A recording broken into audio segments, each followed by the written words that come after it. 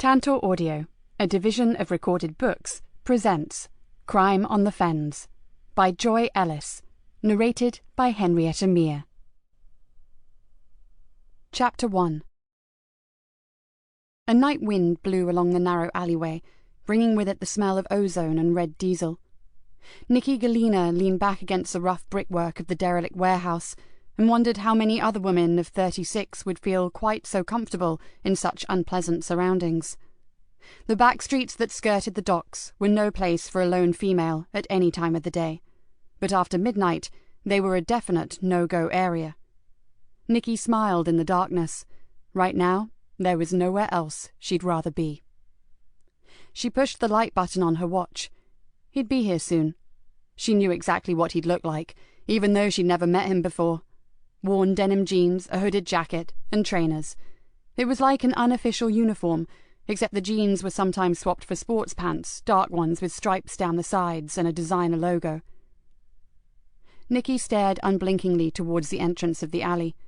The rain had stopped, but somewhere water was falling from a broken gutter, beating an uneven tattoo on the already wet flagstones. It was July, but summer meant nothing these days, and right now, Nikki didn't give a damn about the weather. She would have stood there and waited for Darren Barton if it had been a searing heatwave or below zero. Nikki tensed.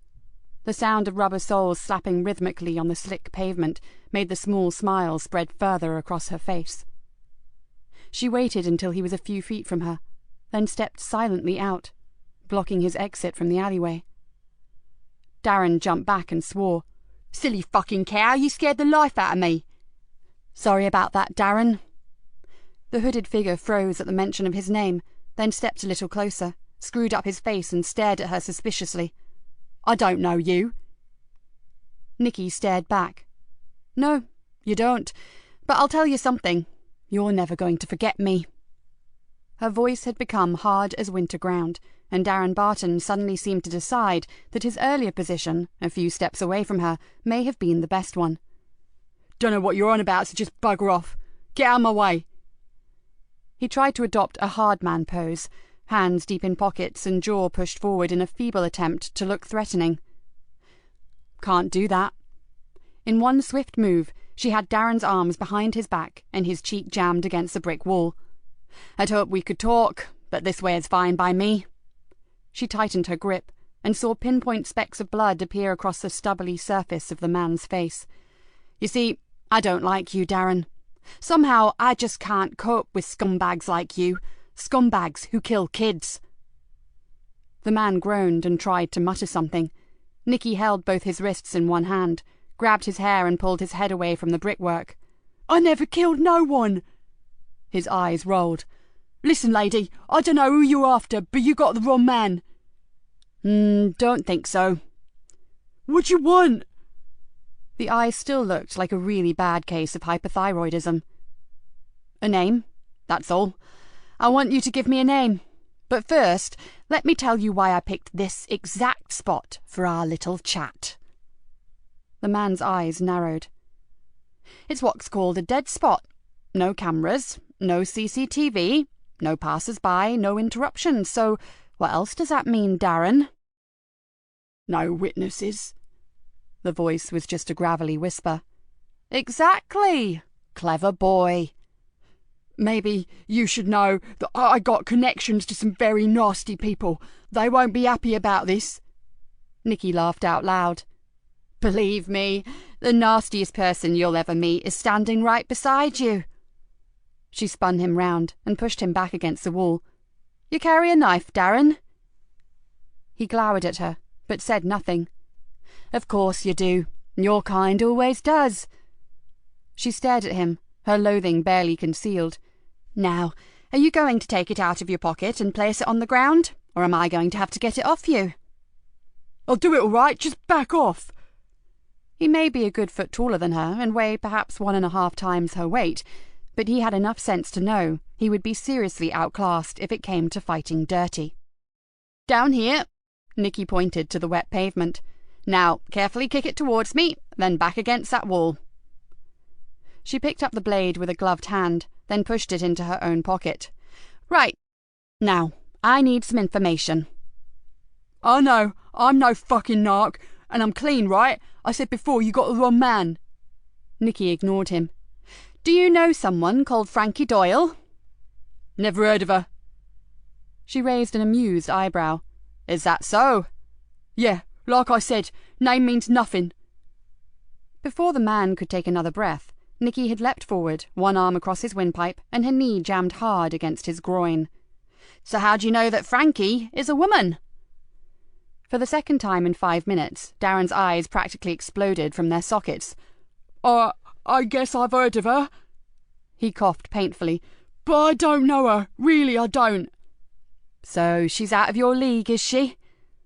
"Something like that." He winced and tried to wriggle away from the unrelenting pressure that her knee was exerting. "Let me go. Please, I'll tell you what I know, though I'm warning you it ain't much." Nikki leaned back a fraction, and the man gratefully exhaled stale breath. "I've heard she hangs out with some new guys on the Carver estate. I hear they're a really tough bunch. Always got cash, and I mean a lot of cash. They've got mega funding from somewhere, but no one knows where." "Names?" "No one knows anything about these guys. And there's only one real name on the Carver, isn't there?" "Apart from Archie Leonard." "Nah, they use tags." "Then give me a tag for whoever supplies Frankie, and I'll help you out of the mess you're in right now." "But I ain't in a mess, so I don't need your help, do I?" "Oh, believe me, you do. Because you're in the brown and sticky stuff right now, up to your scraggy and, if I may say, very grubby neck." She moved her knee a fraction and made to lean forward. "No. There's this guy. Calls himself Fluke. I think he's connected to the new gang. I don't say he supplies her, but you'll know who does. He's into everything." "Does this Fluke live on the Carver?" "I don't know. He kind of comes and goes. Like Frankie Doyle. They may even be an item." Darren swallowed noisily. "That's all I know. So you're going to let me go now?" Nikki stared at him thoughtfully. "Well, I suppose you have been helpful to me." Darren nodded furiously. "Yeah, gave you a name, didn't I?" She sighed. "But sadly, it doesn't work like that. Not with a stinking dealer." "I'm no dealer. Search me if you don't believe me." "Oh, I'm sure you've nothing on you." She shrugged. "Because you sold your last batch to that skinny little tart who's been buying from you outside Harry's club, didn't you?" Darren's eyes narrowed. "I see you remember her. White blonde hair, black spikes, too much makeup and no tits. She's one of ours, Darren, and the 20s that she gave you, the ones tucked up cosily in your wallet, are marked. Your prints will be all over the bag of crystal meth that you sold her, which incidentally is already in an evidence bag and on its way to the police lab. So, along with that nasty knife you so kindly gave me." Darren's face screwed up into a mask of fear and anger. "Stinking pig! You said you'd help me!" He almost spat the words at her. "I lied." "You fucking set me up!" "I did. And funny thing, but I'm not exactly eaten up by remorse." She pushed harder against his groin. "You see, in my book, if you deal drugs, you deal death. And me and my colleagues have to sit with the families, breathe in the heartbreak and the agonizing pain that scum like you cause. And we don't like it, Darren. We don't like the fact that you make vulnerable kids turn to violence, to mugging old ladies to get money to feed their habit. A habit that you are so happy to fuel."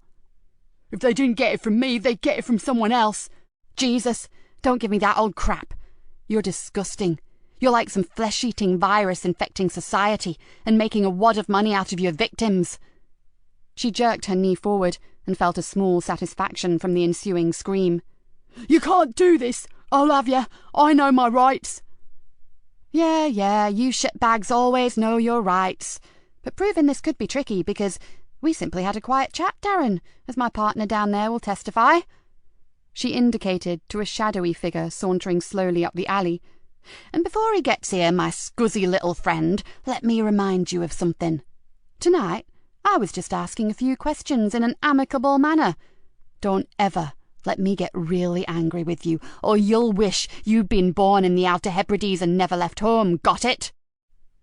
Her eyes bore into his.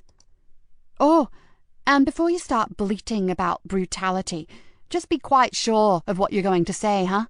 Like, who's going to believe a pusher who says he was terrorized in an alley by some woman half his size? Apart from which, I reckon it'd make your street cred rating slip down to somewhere around 0, don't you? The knee gave one last jerk, and she turned away. Arrest him, Dave, then take him down to the station and sling him in the digger. The big man yawned, then slowly reached for his cuffs. What charge, Gov? You can start with this. She pulled an evidence bag from her pocket, slipped Darren's vicious-looking knife into it, and passed it to her colleague. Then follow it up with unlawful supply of drugs. Tie up with WDC Cullen over that. He's all yours. I need to be somewhere where the air is a little sweeter. With one last contemptuous look at the drug dealer, she turned her collar up against the rain and walked back down the alley into the darkness. It only took 10 minutes to walk to the small basement flat that she hated to call home. She slipped the key into the lock, then paused, as a terrible lethargy overtook her. It happened every time. Out on the street she was fine, she was great. At the nick, in the courts, in the cell, anywhere where she knew that she was doing something concrete to stop the drugs making their insidious way around her town. As a detective inspector, she was in control. But now, as the adrenaline slowed down, the camouflage fell away, and she knew, behind that door, she was just Nikki Galena, a lonely woman who dreaded the working day coming to an end. She gripped the key and began to turn it. It was as if every ounce of energy had left her.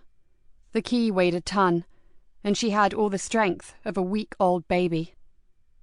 With a supreme effort, she pushed open the door, went inside, and flipped the light switch. Nothing that she loved greeted her. An estate agent would have called it minimalist. In fact, it was mind-numbingly Spartan. The front door opened directly into the living room. Off that was a bedroom with what the landlord laughingly called an ensuite, and a kitchen diner with French windows that opened into a tiny private courtyard garden. And that was the only part of the miserable place that Nikki had some mild affection for. She pulled off her damp jacket and threw it over the back of the room's only chair, then went through to the kitchen. Exhausted as she was, sleep never came easy. Her body was shutting down, but her mind was in overdrive. She needed help to switch off, and for years it had been in the form of single malt. Now she couldn't even do that. If she got a call, a lead, anything that may bring another result, she'd have to be ready to go at a second's notice, and you sure couldn't do that if you'd had enough units to detonate a breathalyzer. Nikki opened the fridge and peered inside. The top 2 shelves were lined from back to front with dozens of small bottles of wine, red, white, and rosé, French, Italian, Australian, sweet, dry, sparkling, neat little bottles that held 1 wine glass full to brimming, just enough to relax the mind, but not enough to dull the senses. She selected a Grenache and tipped every last drop into the only glass in the cupboard. Normally she would have sat in the garden and planned her next day's hunting, but tonight the rain thwarted her. The lounge housed a lonely chair, a large metal frame futon with a huge soft blanket thrown over it, and something that probably started life as a corner unit for a television. At present it held a phone charger, a telephone book, a laptop computer, and a lamp with multicoloured glass shade that screamed out faux Tiffany. Nikki slumped onto the futon and tucked her legs beneath her. As always, she had felt the initial rush of relief at having prepared the way for another pusher to face the legal system. But it was never enough. Not anymore. There were too many dealers, too many drugs out there. She sipped her drink and thought how radically things had changed over the last few years. Greenborough had always been a pleasant rural market town. To some it still was. 1 mile from the outskirts in any direction, and you were in the fenlands. 1 more mile to the east, and you were on the coastal marshes. It was fairly big as market towns go, and the tidal river running right through the centre made it busier than some. But then there was the port, small maybe, one end for the cockle fishing boats, and the other recently expanded to take in real ships again. Freighters and cargo vessels made their way in from the North Sea, through the Wash and into the estuary of the Wayland River. And with the extra jobs, the new opportunities and the illegal immigrants had come a frightening increase in the drug trade. The wine buzzed reassuringly on her tongue, and she took another sip. Drugs. The bane of her life. Nikki placed the glass on the floor, pulled one of the big cushions round, nestled her head onto it, and wondered how she had become this extraordinary avenging angel, waging a one-woman crusade on the drug dealers.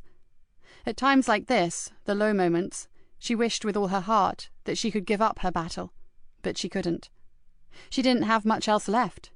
Her mother had died, her father was in a nursing home and hardly recognized her, her husband Robert had left her, and her daughter blamed her for everything that was wrong in the world.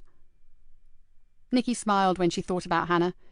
Yes, no matter how bad things got, she still had her daughter to consider.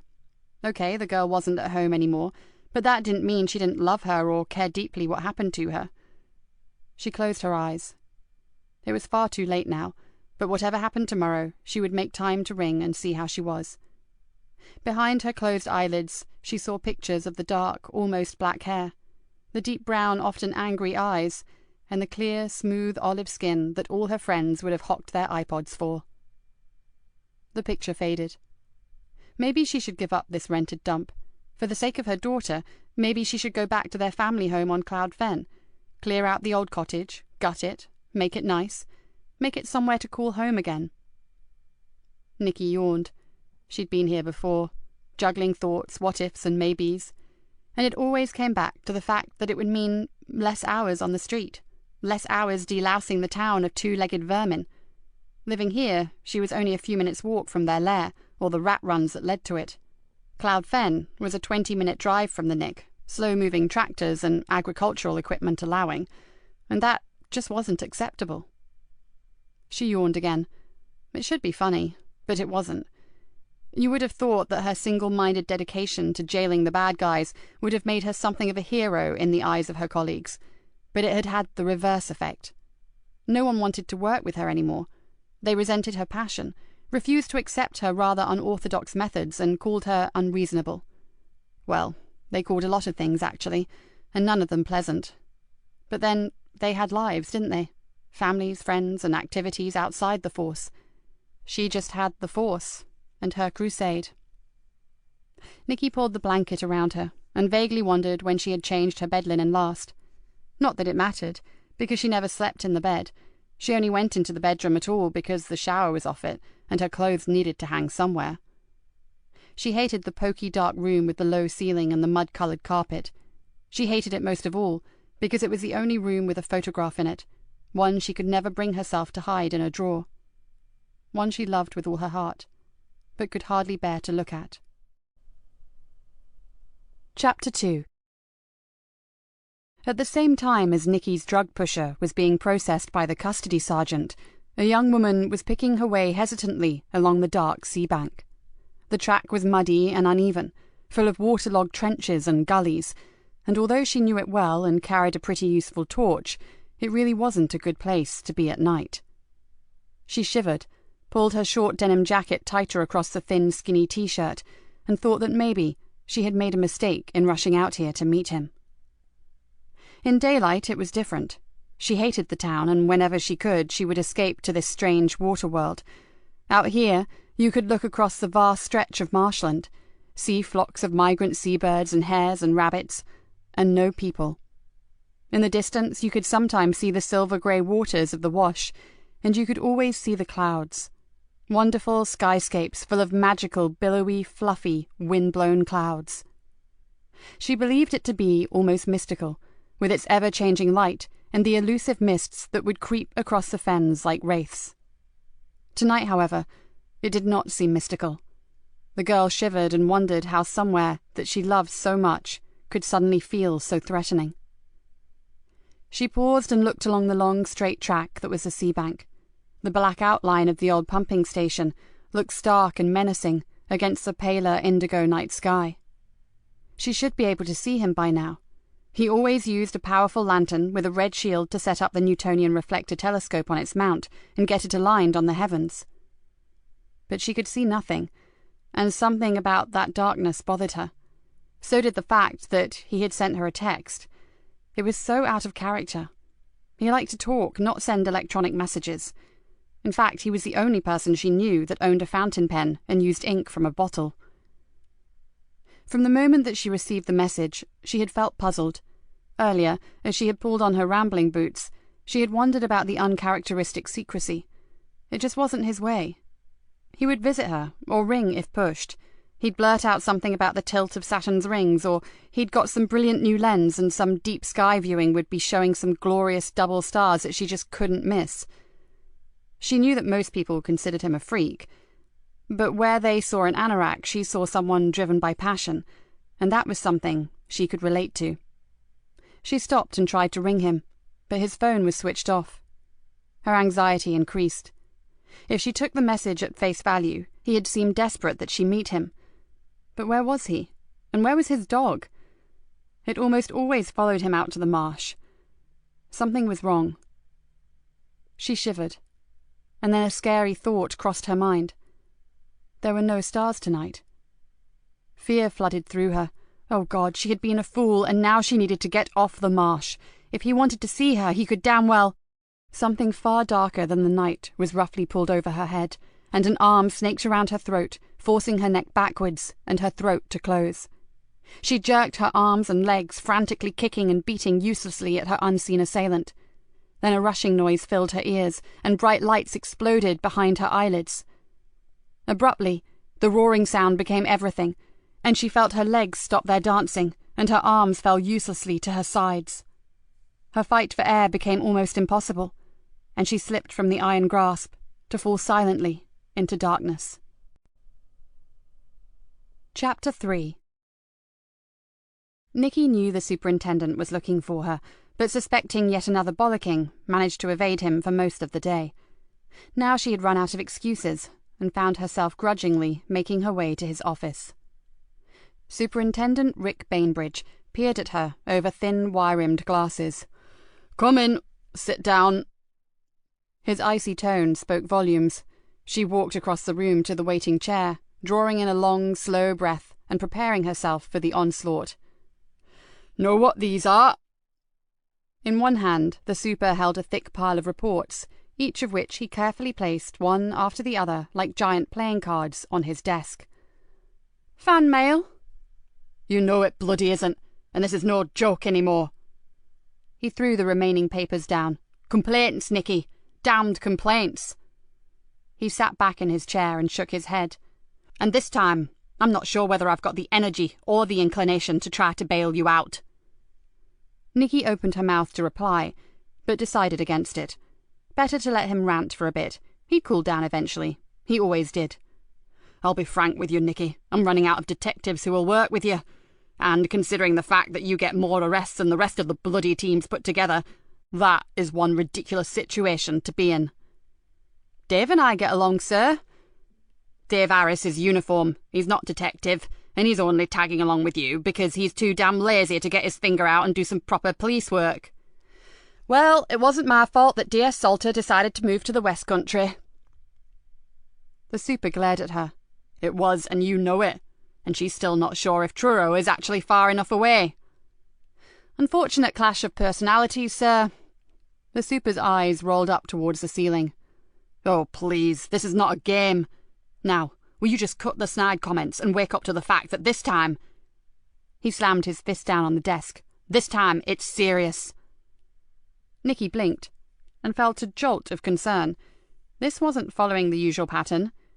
She looked up and saw an uncharacteristic mixture of concern, anger, and frustration on that familiar, craggy face. "There's no easy way to say this, but top brass are talking about disciplinary action." "What?" Nikki's jaw dropped. "Oh, sir, I know my methods are a bit extreme sometimes, but Jesus, we have to get the dealers off the streets. You know this area is overrun with drugs. You can't just pussyfoot around with these villains. I just play them at their own game, hit them where it hurts, and I get results, good results. You know that, sir." "Of course I know it. I've been protecting you and damn near perjuring myself for years. And why? Because I happen to think you're a damned good copper, and you, Inspector, know full well that I need you. But you just can't go on acting like a bloody loose cannon. I know you've got your reasons, and that's all very well for crime thrillers and cop films, but not here in Fenland Constabulary.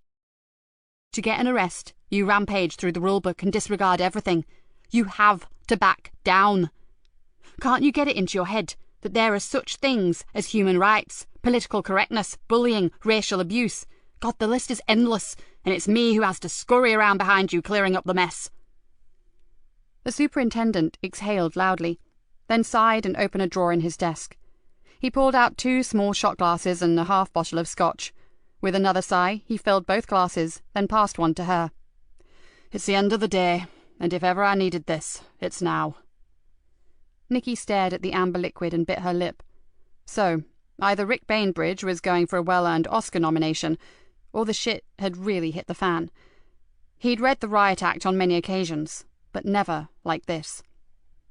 In her mind's eye, she saw the orderly rows of tiny wine bottles in her fridge. Then she looked back at the super's scarlet face and downed her drink in one. "So, what was the final straw?" The old familiar taste of whiskey hit her like a painful memory, one you couldn't ignore. "Which one of my many misdemeanors actually broke the camel's back?" "Nothing specific, Nikki. It's just the sheer volume." He pointed back to the heap of reports. Nikki closed her eyes and hoped that when she opened them, the super would have refilled her glass.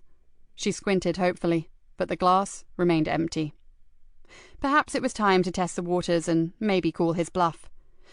"Sorry to say this, sir, but if there had been anything that would actually stick in that pile of paperwork, the complaints and discipline investigator would have dragged me into an interview room by now, and my warrant card would be in your drawer, along with that very nice bottle of scotch." She pushed her glass hopefully across the desk. "It's no trick, Nikki. You were in real trouble. The powers that be are sincerely pissed off." He splashed more whiskey into their glasses. "Now they've firmly wedged me between rock and a hard place, so I'll tell you this straight.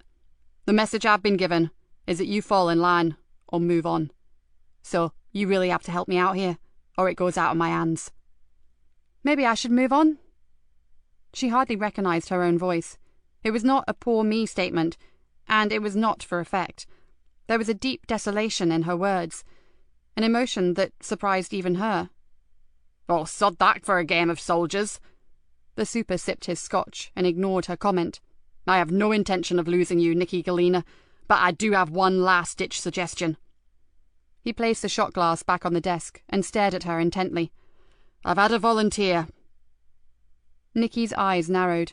No one ever volunteered to work with her. "Detective Sergeant Joseph Easter from Fenchester has asked for a temporary transfer, so—" "Holy Joe, oh, no way. I could not work with him." "He's a bloody good detective." "Right, with a huge emphasis on the word good, no doubt." Nikki grabbed at her glass and threw a mouthful of the fiery whiskey down her throat. "Volunteer? Oh yes, I can see what his game is. And he knows my reputation, and he clearly wants to take good cop, bad cop to a brave new dimension. Or maybe he's after the conversion of the century, and believe me, that would rival that of St. Paul on the road to Damascus." "So, you know something of the Bible, do you? I thought maybe you only read Butterworth's Police Law or Xander on Pace." "Very funny. I'm not a bloody heathen. I would just prefer a detective for a sergeant, not a lay preacher." For the first time since she walked into the room, Nikki noticed the hint of a smile on the superintendent's face. "Give it 1 month, okay? And I guarantee that you'll find there's more to Joe Easter than what the mess room gossips would have you believe." Nikki gritted her teeth. This was a disaster, but she was very aware that the super had been loyal enough to throw her a lifeline, even though a great deal of pressure had been exerted on him. She took a deep breath. It would appear that he wasn't the only one between that rock and a hard place right now. 1 month. Is that a calendar month or 4 weeks? Because if there's a choice, I'd prefer the 4 weeks. "Don't push it, Inspector." The superintendent tilted the remaining spirit in the flat bottle backwards and forwards and raised his eyebrows. "Are you walking home tonight?" Nikki pushed her glass forward, sod the tiny bottles in her fridge. "I am now." Rick Bainbridge watched Nikki leave and let out an audible sigh. He knew so much more about her than anyone else. He'd known her since she was an eager young probationer, full of all the right things that would make her a great officer.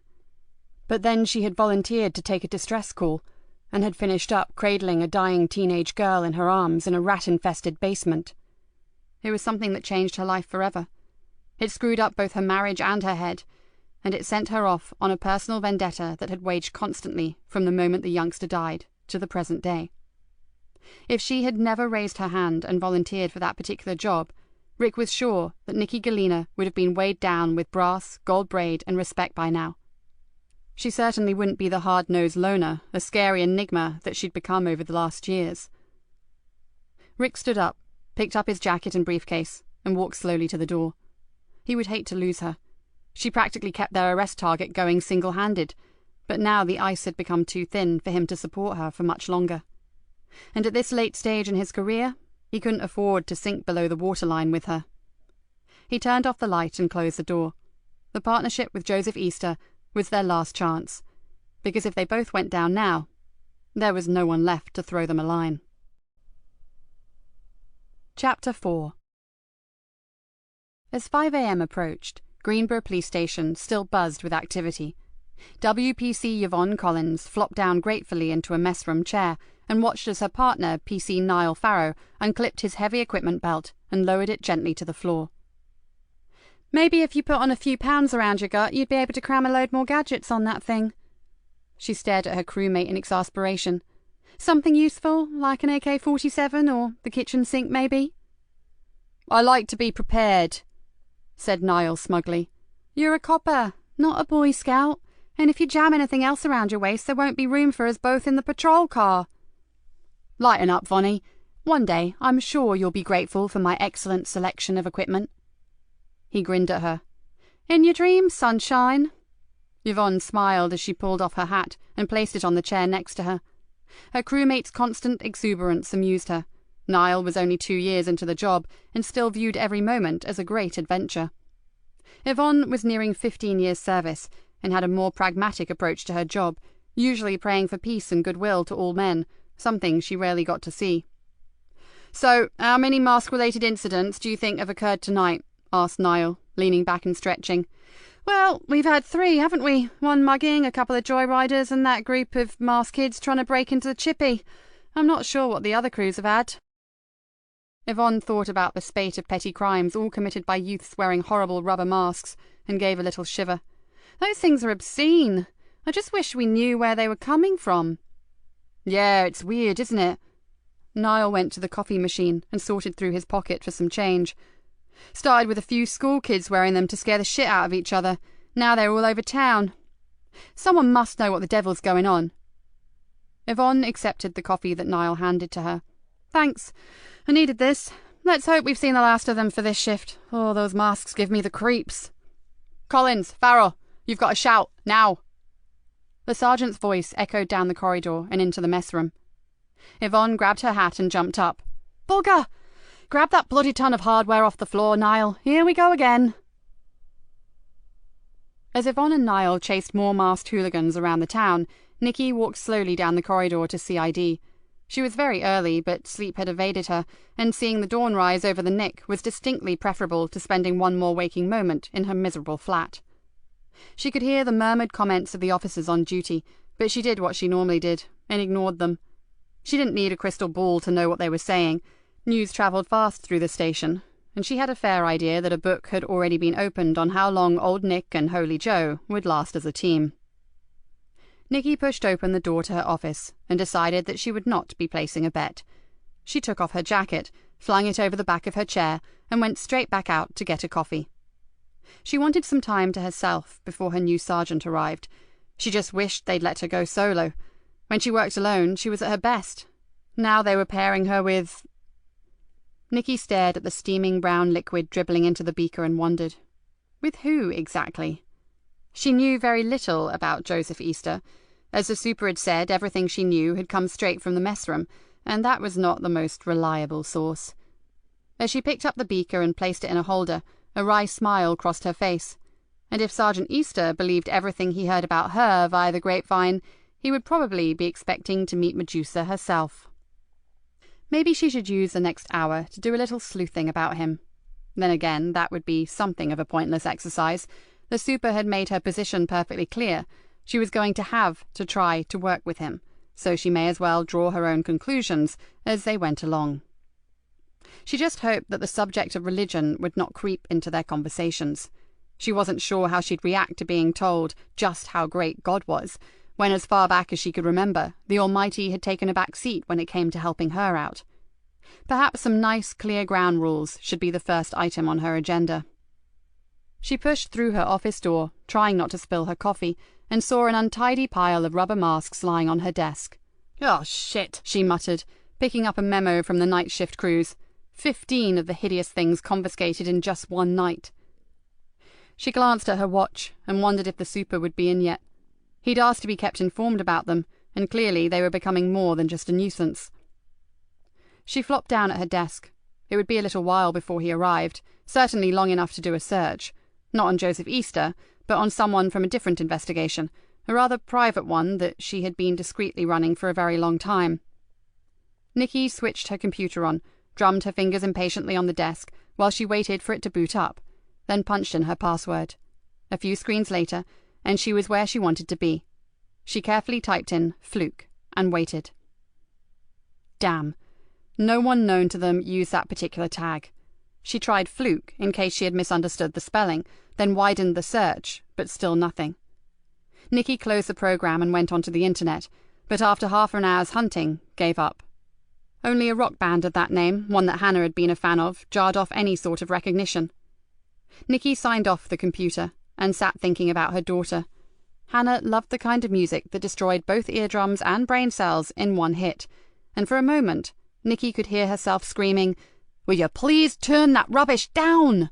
She sipped her coffee and wished that her daughter was still at home. She missed her. She missed the mess, the noise, the arguments, the tantrums and the tears. Funny, really. She missed all the things that she had spent years complaining about. Nikki swallowed another gulp of her drink and glanced back at her watch. No time to start wading through the mud and mire of the past. The superintendent should be in by now, and she needed to get her brain back into work mode. One more hour, and the good Reverend Easter would arrive. Nikki felt a despondency creep into her. Hell, she didn't even know what he looked like. Probably short and paunchy, with receding hair and a permanent holier-than-thou expression. Not that that mattered much to her. She glanced down at the masks, and thought maybe everyone wore a mask when it suited them. She certainly did, come to think of it. And why should she be worrying about the arrival of the newest addition to her shabby little team?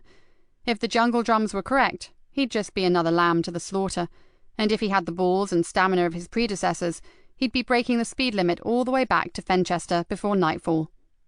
With a sigh, she picked up her coffee in one of the masks and went to find the super. Superintendent Bainbridge lifted it up with a finger and thumb and stared at the mask with distaste. "What the hell is it supposed to be?" "Part rat, part rotting corpse, and its origin is hazy, to say the least." "Lovely. So why can't we trace the source?" Nikki drew in a long breath. "Beats me, sir. They don't show up legitimately anywhere. Not in fancy dress hire places or in novelty shops or suppliers' catalogues. Nowhere." "What about the internet? That's where practically everything comes from these days, isn't it?" "First place we look, sir. We got a big fat 0. "So how do these kids get hold of them?" "Sounds ridiculous, I know." Nikki ran her fingers through her hair and exhaled. "But they just seem to turn up. Everyone we've interviewed has denied buying or purposefully acquiring them. They just seem to have come by them somehow, and being the opportunists that they are, have used them for whatever mischief or devious little crime they were planning on committing." The super frowned. "And is there any connection between the youngsters who have been using the masks?" "Not really. The kids come from different schools, different areas of the town, even different ethnic groups." She shrugged. "The first users were a bunch of school kids nicking their classmates' dinner money. Then they appeared on the Carver estate where some little scroats were playing some sort of scary knockdown ginger and putting the frighteners on whoever opened the door. Then we had a couple of handbag snatches with kids wearing them, and a mugging over near the railway station. Now, they're all over the place." "And last night?" "PC Collins and Farrow left me a memo, sir. One little tow rag that they brought in, called the mask by a name, called it a Griffix, apparently, then clammed up tighter than a duck's backside. WPC Collins Googled it, but found nothing. I'll have a word with them before they go off shift, sir, maybe." "Sorry to interrupt, sir."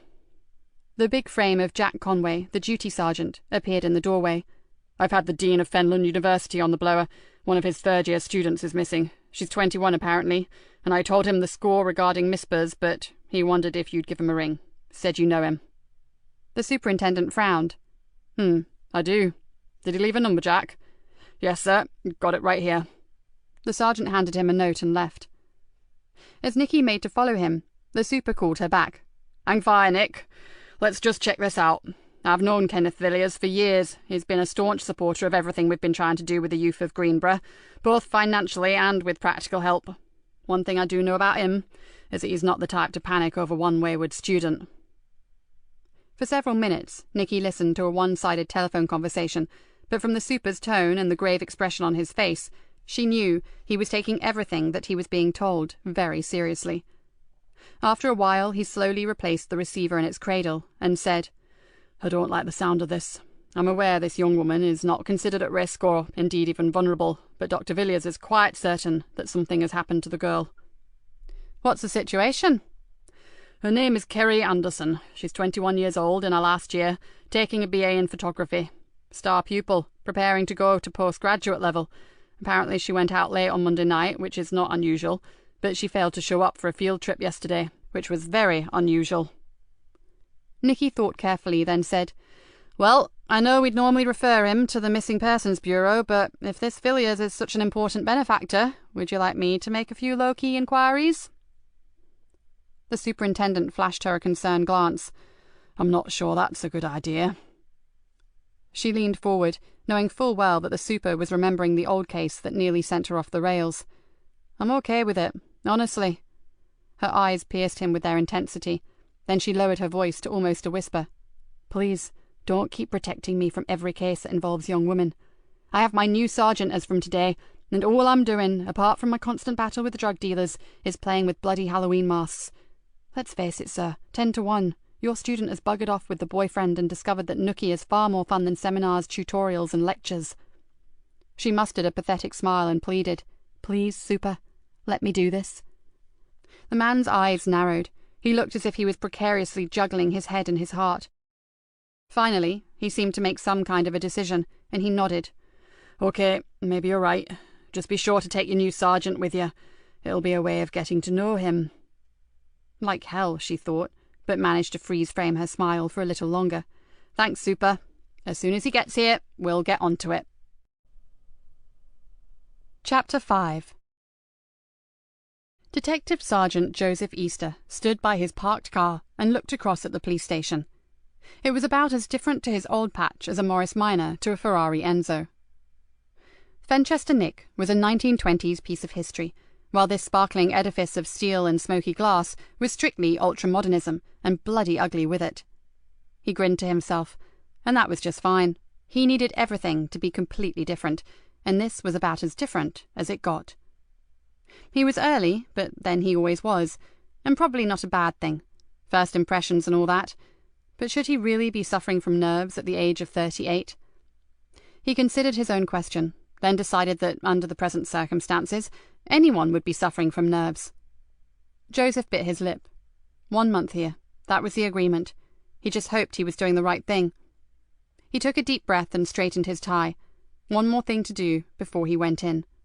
He removed his mobile from his pocket, flipped it open, and pressed a speed dial number. Hi there, sweetheart, it's Dad. I've no idea of the time where you are, but I wanted you to know that I'm going to be working out of Greenborough for a few weeks, with a new boss, and she's got something of a reputation, but hopefully we'll get on. That's all, I guess. Hope you're okay, and I'm on the same number if you need me. And I love you. Always have and always will. He shut the phone and closed his eyes for a moment. A face swam behind his eyelids, long light brown hair and huge hazel eyes, uneven dimples and very white teeth. Yes, I love you. But sadly it looks as though I have just run out of excuses for not going into that arty-farty tin can of a building and introducing myself. Before he opened his eyes, he muttered a few quiet words to himself, then strode across the paved courtyard to the front entrance. Joseph stepped inside, looked around, and was forced to smile. It may be a high-tech modern building, but the clients who frequented it were exactly the same as those in Fenchester.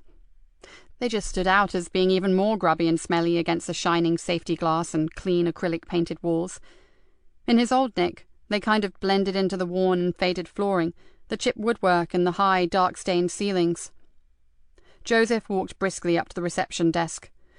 Detective Sergeant Easter to see Superintendent Bainbridge, please. The briefest hint of amusement that crossed the woman's face was not lost on him. If you just wait a moment, sir, I'll take you up. She turned away and called loudly for someone to cover the desk for her. Instantly, he saw a sea of curious faces look his way. As they walked across the foyer towards the lift, she said, "The super will be very pleased to see you, sir." "Why, is something going down?" The woman raised an eyebrow. No, it's just that CID are not up to full strength at present. D.I. Galena's last sergeant relocated to the West Country, you know." She gave him a sidelong glance as they moved into the lift, and Joseph stifled a grin. "Yes, I heard. Lovely part of the world." Lovely." The woman gave him an overly innocent look and said, "You are going to be working with D.I. Galena, aren't you?" The lift sighed and stopped with hardly a shudder, which made a very pleasant change from flights of stone stairs with rickety brass rails. He flashed her one of his brightest smiles and thought, "You know full well I am, my friend, but if you want to play, that's fine by me. Oh yes, and I'm really looking forward to it." The eyebrows lifted again. "Second door along, sir, and good luck." The lift doors closed silently, but he could have sworn that he heard a soft giggle coming from inside. Joseph paused and considered that perhaps his name should have been Daniel, because this felt very much like the entrance to a lion's den. He gritted his teeth, took a long deep breath, and knocked on the door. As Joseph waited tentatively outside the superintendent's office, a commuter train pulled out of Greenborough Station. None of its occupants took notice of the two sullen-faced youths who sat on a graffiti-covered bench. As the train moved slowly away, they glanced at each other, then left the seat and silently slipped down the steep bank at the end of the platform and disappeared into a scrubby area full of weeds and broken concrete. "Can you see them?" one boy whispered urgently. "Give us a chance." Crouching low, although there was little chance of being spotted in this god-forsaken spot, they searched between the stunted, wind-blown shrubs and untidy piles of builder's waste. "Got it!" The taller of the two cursed and scrabbled his way through a thicket of nettles and brambles to where he could see the sack. It was an orange nylon bag, the sort that held onions or other root vegetables, something often seen discarded beside the acres of arable fields or in the rubbish that collected beside railway tracks. The boy dragged it out and pulled the drawstring tie open. "Wicked! How many?" The smaller boy squatted down beside him and peered into the bag. 20 or more. "Yee-haw!" whooped the younger one. "Hey, Marcus, what if we tried to make something out of this lot? Even just a $5 on each, what you think?" "I think you have shit for brains, arsehole. You know the score. These things come and go. No money ever changes hands, right? The only one who gets anything are you and me, and that's for making sure things are done right, so don't forget it." "Well, it's still risky, ain't it?" The younger one looked peeved. "If we got caught—" "Don't be a total turd, Mickey. No one's going to catch us, and if they did, what exactly have we done?" He shrugged. "We've picked up a sack and looked in it. Last time I drew breath, there was no law against that. So—" He glowered at the other boy. "We take these to the arranged places and forget all about them until we get another call, okay?" He drew a plain sealed envelope from the sack, opened it, and handed his friend a couple of notes. "Just don't get greedy, Mickey. This is money for old rope, and you know it." The boy took the money and counted it. "I suppose. It's just that my granddad told me never to pass up a chance to make a fast buck, that's all." "It would be a very deadly buck, man. The last one you'd ever make. I've been told what would happen if we cock up, and it ain't nice, believe me." Mickey's already pasty face blanched a shade paler. "So, what's it all about? Why all this big secret shit?" The older boy grabbed Mickey's shoulder, fingers biting deep into his flesh. "Look, do you want that cash, or do I find someone else to help me? Someone who can keep his fucking trap shut for longer than 20 seconds at a time and not keep asking fucking stupid questions." Okay, back off, I'm sorry, all right. Just get off me and let's go make the drops." Without another word, the two boys gathered up their precious bag and made their way to a crumbling wall at the back of the yard, where they scrambled over and disappeared into the copse beyond. Nikki strode down to the front desk. The new recruit would be here shortly, and as she obviously could do nothing to alter that fact, she'd get in first and leave him a message to report directly to her office. "When Detective Sergeant Easter arrives, please tell him—" "Oh, he's already here, ma'am." The officer feigned surprise that she should not know this fact. "He arrived over half an hour ago. He's with the superintendent." Nikki bit back a retort. settled for a muttered "thank you," and turned on her heel. She really should have known that Mr. Efficiency would be early. For a moment she felt very tired of what she had become. She had never set out to be the Fenland Constabulary's #1 harridan. Over the years it had just kind of turned out that way. When the people you worked with are not as driven as you are, it's inevitable that you end up resenting each other. And now the super would no doubt be sitting in his office sipping tea and prepping the new boy for what he should expect from working with old Nick. She pushed open the door to CID, then halted abruptly, as she saw Superintendent Bainbridge talking to a tall, fair, floppy-haired man. "Ah, Nikki, excellent, excellent." The bogus bonhomie that the big man was exuding was almost sick-making, and Nikki was forced to recall that this was her last chance in the eyes of top brass. "I'd like you to meet your new colleague." He turned to the man and said, "Detective Sergeant Joseph Easter, this is Detective Inspector Nikki Galena." The hand was already outstretched and waiting. As she shook it, she fought to conceal her surprise. Her initial impression of Joseph Easter was a very long way from anything she had expected. The face was almost familiar, not because she had ever met him before, but from a grainy black-and-white photograph that had hung on her daughter's bedroom wall when she was going through her deeply misunderstood and unfairly burdened with the worries of the world phase. The man bore an uncanny resemblance to Rupert Brooke. Older, sure, but the ghost of the dead poet called out from behind the eyes of the policeman.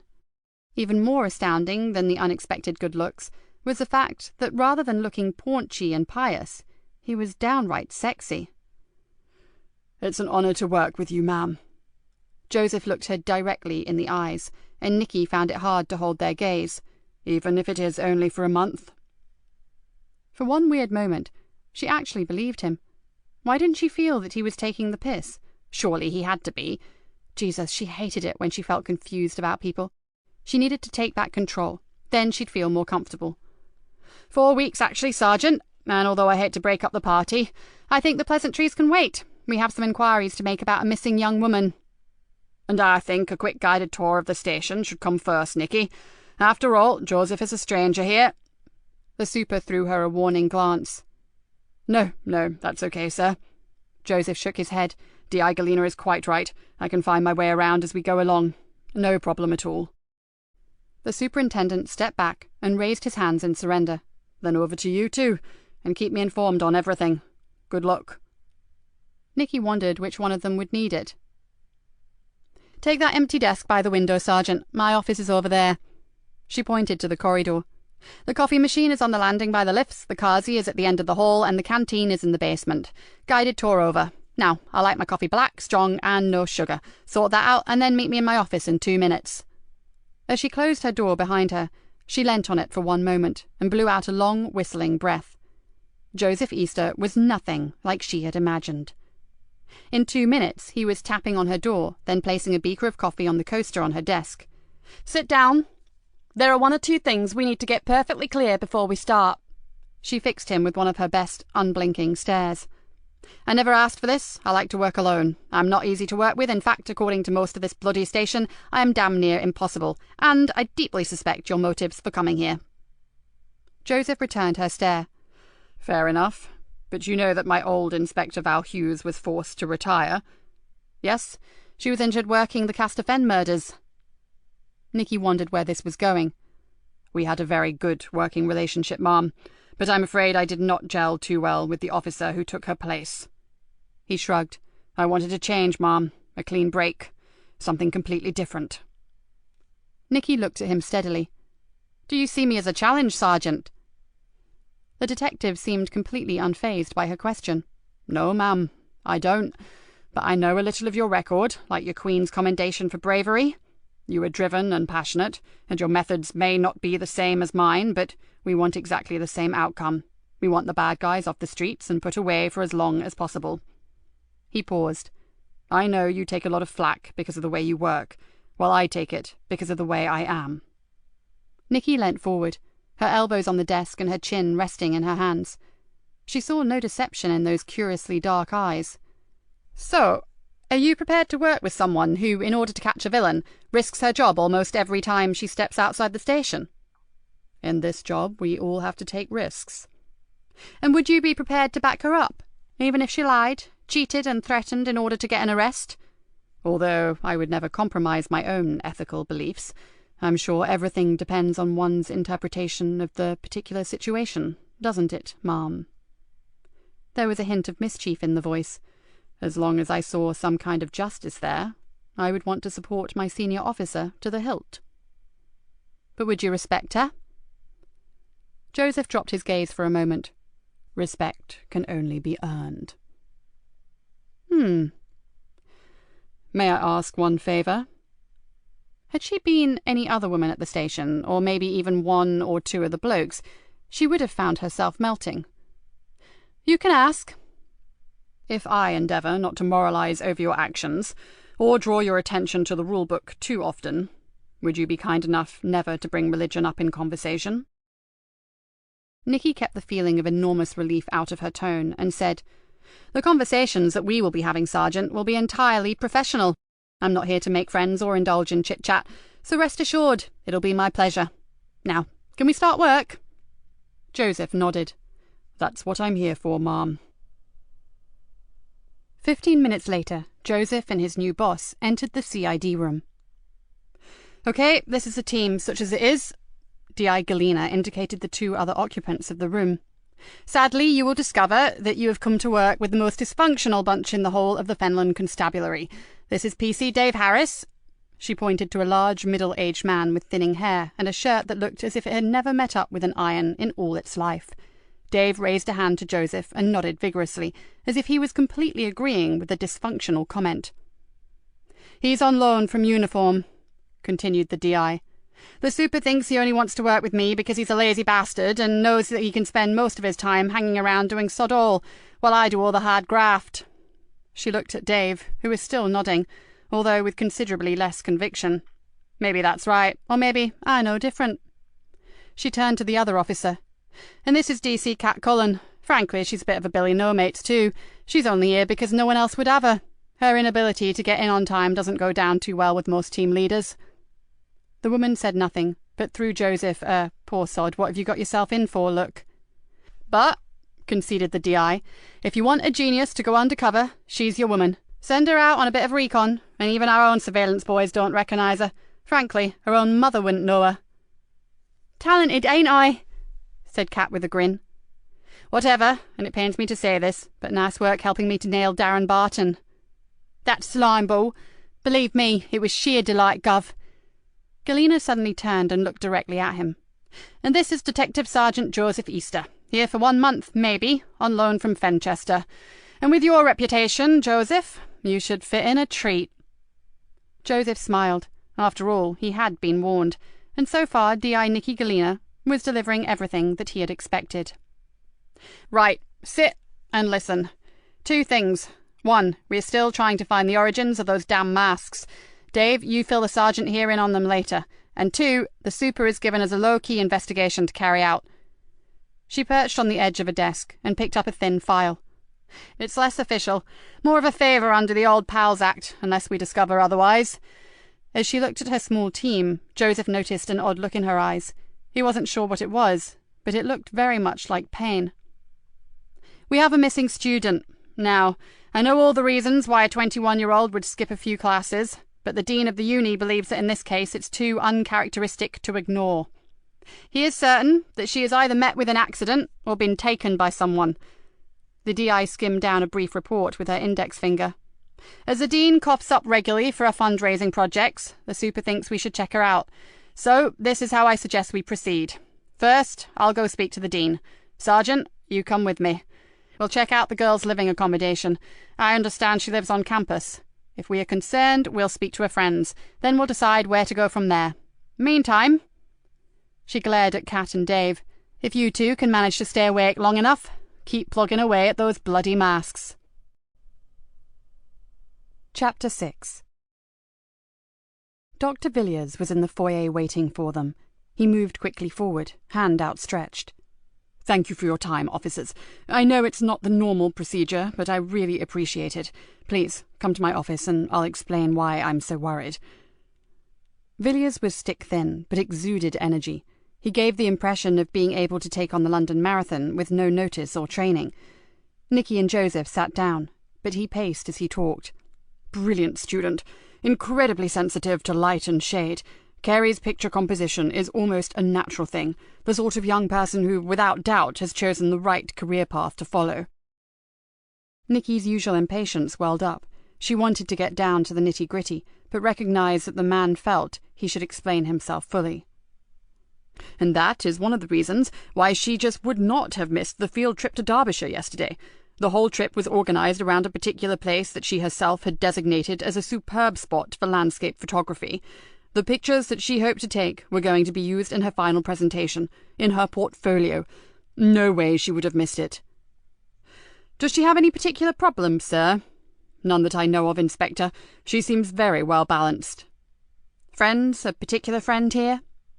She's generally popular, but strangely has no one that I would call a best friend. He frowned. But I think that may simply be because she is so passionate about her course. She's something of a rare breed, truly dedicated. Her supervisor has high hopes that Carrie will go a very long way. Boyfriend? No one from university, but she does spend time with a young man from one of the marsh villages, I understand. I wouldn't know if they were actually a couple, but frankly, I doubt it. Do you know his name, Dr. Villiers? Asked Nikki, deciding that he would be her first port of call. No, I don't, but I'm sure one of the students will be able to help you. He handed her a typed sheet. I thought this might help. It's a list of students who are probably closest to her. What about her family? Do her parents know that she has missed classes? The dean looked worried. Not exactly. The secretary rang them earlier on some pretext just to ascertain if she was there, but they said that they were not expecting to see her until next Friday for some family birthday. Didn't they get concerned if you didn't seem to know her whereabouts? Asked Joseph. Third-year students have a fair amount of free time for their studies, Sergeant. There's a greater emphasis on independent learning. We don't keep them locked up. What is her family background, sir? Family well off? Absolutely not. They live on the Carver estate. Carrie came here by way of a scholarship and a grant. Her schoolwork and examination results were exemplary. Nikki's eyes widened. A kid from the borough, making it to uni. Now that's refreshing. Not every child from a poor background finishes up as a mugshot, Inspector. A few have enough drive and inclination to move upward. Not many. Sadly, we spend most of our life seeing the other end of the spectrum. Nikki stood up. May we see her room, Dr. Villiers? Of course, but they don't have rooms anymore. The modern version is called a pod or a cube. And if it's all right with you, I won't come with you. My visits to the students' quarters are kept to the minimum, and my presence would definitely cause speculation that something is amiss. And ours won't? Asked Nikki. You aren't wearing uniforms? Lots of people come and go through the living centre. The dean opened the door. Excuse me. I'll go and get you a pass card. There goes a seriously worried man, muttered Joseph as the door closed. Wouldn't you be, if this kid is the A-class swot that he reckons she is? Nikki walked to the window and looked across the acres of ground and whispered, almost to herself, I've got a very bad feeling about Carrie Anderson. Joseph looked across the campus and his eyes widened. This is all changed beyond recognition. An uncle of mine used to live in one of the old houses in Blenheim Road. He indicated to an area beyond the perimeter wall. You could see the art college as it was then, from his bedroom window. It looked like some rambling old mansion house in lovely Parkland. Nothing like this. Never heard of Progress?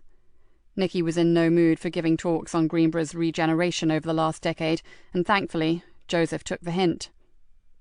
The student living quarters bore no resemblance to any student digs that Nikki had ever seen, and she'd seen a few grubby rooms in her time.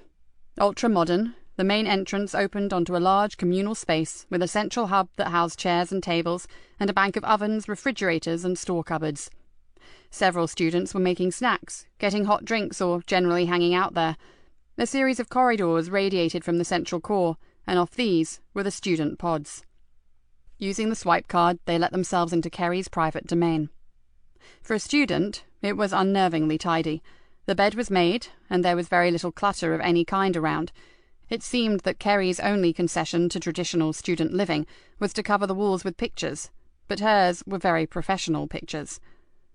Bloody hell! Villiers was right. Nikki studied an atmospheric black and white study of a derelict windmill. "She's damn good. I suppose it's her work." "I'd say so." Joseph looked from picture to picture. "With the probable exception of these." He pointed to a collection of postcard-sized photographs. Nikki squinted. "What are they? Stars and stuff?" "They are astrophotos taken through a telescope, and to get quality like this someone was using some pretty expensive equipment, I'd say." "Not her?" "Wouldn't think so, unless she keeps her telescope and accessories somewhere else. There's no room for that kind of stuff here." He looked around, then added, "And frankly, science, astronomy, and cosmology enthusiasts who would be capable of taking shots like this tend to be male." "Sexist?" "Far from it. I'm actually admitting that geeks, nerds, and anoraks are generally blokes. She clearly has an interest in the subject, or she wouldn't have the photos, but I just feel, looking at these other pictures, that she's more artistic, more into moods and atmospheres." "Nicely sidestepped, Sergeant Easter. Right, well, let's see what we can find. You take the living area, and then I'll take the bedroom section." Nikki had never been inside a pod before, and was impressed. Within the small area was a living space, with desk and workstation, a bedroom with roomy storage boxes, hanging space and cupboards built around the bed, and a full ensuite. The windows in both rooms were floor to ceiling, giving the small apartment a bright and airy feel. There were no cooking facilities except for a narrow breakfast bar with a microwave and an electric kettle, but she guessed the communal hub provided everything they needed for eating and socializing. She thought about her own early years and decided it was best not to try to make comparisons, because there seemed to be none. She began to sift through Kerry's belongings and felt a pang of nostalgia at seeing the young woman's bright, trendy clothes. Every drawer was neatly packed with carefully folded T-shirts, blouses, camisoles, shorts, and underwear. Why hadn't Hannah been as tidy as this when she was at home? It would have meant a lot less heated arguments, that was for sure.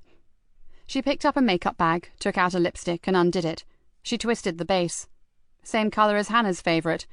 She glanced at the label and knew that she would see the words "Seriously Sexy Pink." She put it back and tried to push thoughts of Hannah away. Instead, she stole a surreptitious glance at Joseph. Sadly, she found nothing to complain about regarding his search techniques. He was annoyingly thorough, methodical, and careful. "I found a birthday card for her father," Joseph called out. The Dean mentioned a family birthday. Has she written in it? "Yes," she says. "Have a great day, old man. See you for a birthday drink on Friday. Love and kisses, Kay." "Oh."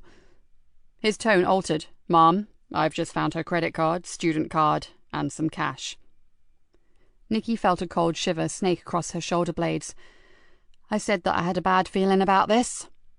Joseph gave a short sigh and held out a piece of paper with a scrawl of handwriting across it. "Look, she's even left herself a note to ring someone about a workshop next week. Hardly the thing to do if you were planning on doing a bunk." "Right. I think it's time we spoke to some of her colleagues, and in a very informal manner, Sergeant. I don't want any of these kids panicked." "Don't worry, Mom. I can do softly rather well." "Why doesn't that surprise me? Come on, let's start with the neighbours." An hour later, they made their way back to the car. "You drive." She threw Joseph the keys. "While I bring the super up to speed. I assume that if your uncle lived around here, you can find your way back to the Nick without needing sat-nav." "I'll try my best, Mom." He adjusted the seat, clipped on his safety belt, and listened as his boss spoke to the superintendent. "Yes, sir. It looks as though your academic friend may be right. Her room shows no signs at all of anything being out of the ordinary. Carey has taken nothing with her to indicate that she was planning on going away, and she was seen leaving the students' block at around midnight on Monday. She was wearing casual clothes, carrying only a shoulder bag, and wearing hiking boots." After a short break in her side of the conversation, she said, "No, not unusual. Midnight is far from late for a student, sir, and her friends say that she would often go out with her camera taking night studies, although the boots do indicate that wherever she was going, it certainly wasn't clubbing." There was another silence. Then the DI said, "I agree, sir. So if she hasn't met with some kind of an accident on whatever clandestine excursion she went on, I'm forced to think the worst." She flipped the phone closed. "The super has already checked round the local hospitals and zilch." She sat for a while, chewing on her lip. "As soon as we get back, I'll ring Villiers to make sure that no one goes into that pod. I would normally get uniform to close it up, but until we know a bit more, we still have to keep this unofficial. Our bloody budget doesn't extend to our chasing round after every kid that goes on a 3-day bender." She gave a short sigh. "Not for 1 minute do I believe that's the case here. However, our next task looks as if it will be speaking to the parents." Joseph glanced across and saw her face harden. No one liked this part of the job. He loathed it. But looking at her, he had the feeling that D.I. Galena hated it as much as he did. Without thinking, his foot eased further down on the accelerator. He was starting to feel as uneasy as his new boss. Chapter 7. "What do you think of this, Davy boy?" Kat threw a catalogue onto Dave's desk. "Whoa, I'm not sure the old ticker is up to looking at that kind of thing. Where on earth did you get it, and what's it got to do with the investigation?" Dave tried hard not to look at the abnormally large-breasted woman in the shiny red rubber catsuit. "Shot in the dark, but I called into that adult shop down Carvery Lane." She threw him an accusatory look. "Nothing kinky, just checking for masks." "And?" "Well, if they ever send me undercover to an S&M club, I know exactly where to buy my outfit, that's for sure. But I digress. The bloke who runs it, Jimmy, he imports all his masks via a wholesaler from China. Hardly surprising, I know, but listen to this. Apparently there's a big market in really scary handmade ones, made here in the UK. "I've just been looking at them on the web. They are horrific. Look at this one." He double-clicked the mouse and a hideous rubber horror mask appeared full screen. "That is kid stuff, mate, believe me. Take a look at this if you've got the stomach." Kat flicked through the brochure to find the right page. "What about that?" Dave visibly recoiled. Kat hid a sly smile at his reaction. "Effective, isn't it? Apparently made of quality latex and all individually designed and hand-painted. They are full head covering and are moulded from a human head to get a lifelike effect." "Who the hell would buy something like that?" "Any freak who has 60 quid to spare and fancies looking like a flesh-eating nightmare from hell, I suppose." 60 quid. "Get one of your own design made up and it will be more like 100. Dave closed the catalogue. "Well, whoever is spreading ours around the town didn't spend that kind of money, surely." "Of course not. These tacky things," she pointed to the dead rat man mask on the desk, "are rubber and nowhere near the quality of this." She jabbed a finger at the brochure. "What I'm saying is that it is possible to get things made to order, and Jimmy told me you can even get a DVD from the internet that tells you how to mould and cast your own. Not an easy process, but it can be done. Maybe I'll download it and find out what equipment you need. Checking out the suppliers could be my next avenue to follow." She picked up the magazine and flicked through it. "Wow! Gorgeous outfit. I wonder how you would get that on, or more to the point, how you'd get it off." "Please." Dave closed his eyes. "Remember my art." Kat grinned and shut the book. "OK, in the interest of your cardiac health, I'll change the subject slightly. Has anyone got any further with the name Griffiths?" Dave shook his head. "No, nothing. I've googled it myself, but can't find anything on any variation of spelling." "Means nothing to me, but I can ask around on the streets." "I wouldn't. Well, not until you've run it past the governor. Don't want to give anything away. So far, it's the only info we've had on the damn things." "Yeah, you're probably right. Maybe I'll try a few searches of my own. It sounds like something from a computer game to me." She logged into her computer, and while she waited for the search engine, said, "So, what do you think of the new boy?" "Sergeant Easter? Well, not what I was expecting, that's for sure. Seems okay, and so far pretty resistant to the boss's acid tongue." "Well, I think he's hot. If he's what religion is about, hallelujah, I'm converted." "You are a lost cause, Cat Cullen, and I'd keep that observation to yourself if I were you. If anyone hears you talking like that, they'll have you up for discrimination of one sort or another." OK, you boring old fart. But I still think he's hot. Now, let me try. Come on, Mr. Griffiths, show yourself." She punched in another search and sat back to watch the monitor screen. "You know, it's weird when you think about it." Dave looked up. "I mean, it's just kids who seem to have these masks, and it's not hard to get a kid to fess up if you lean on him a bit." "I catch your drift. You mean that so far not one has as much as squeaked about where they come from, so—" So they really don't know, do they?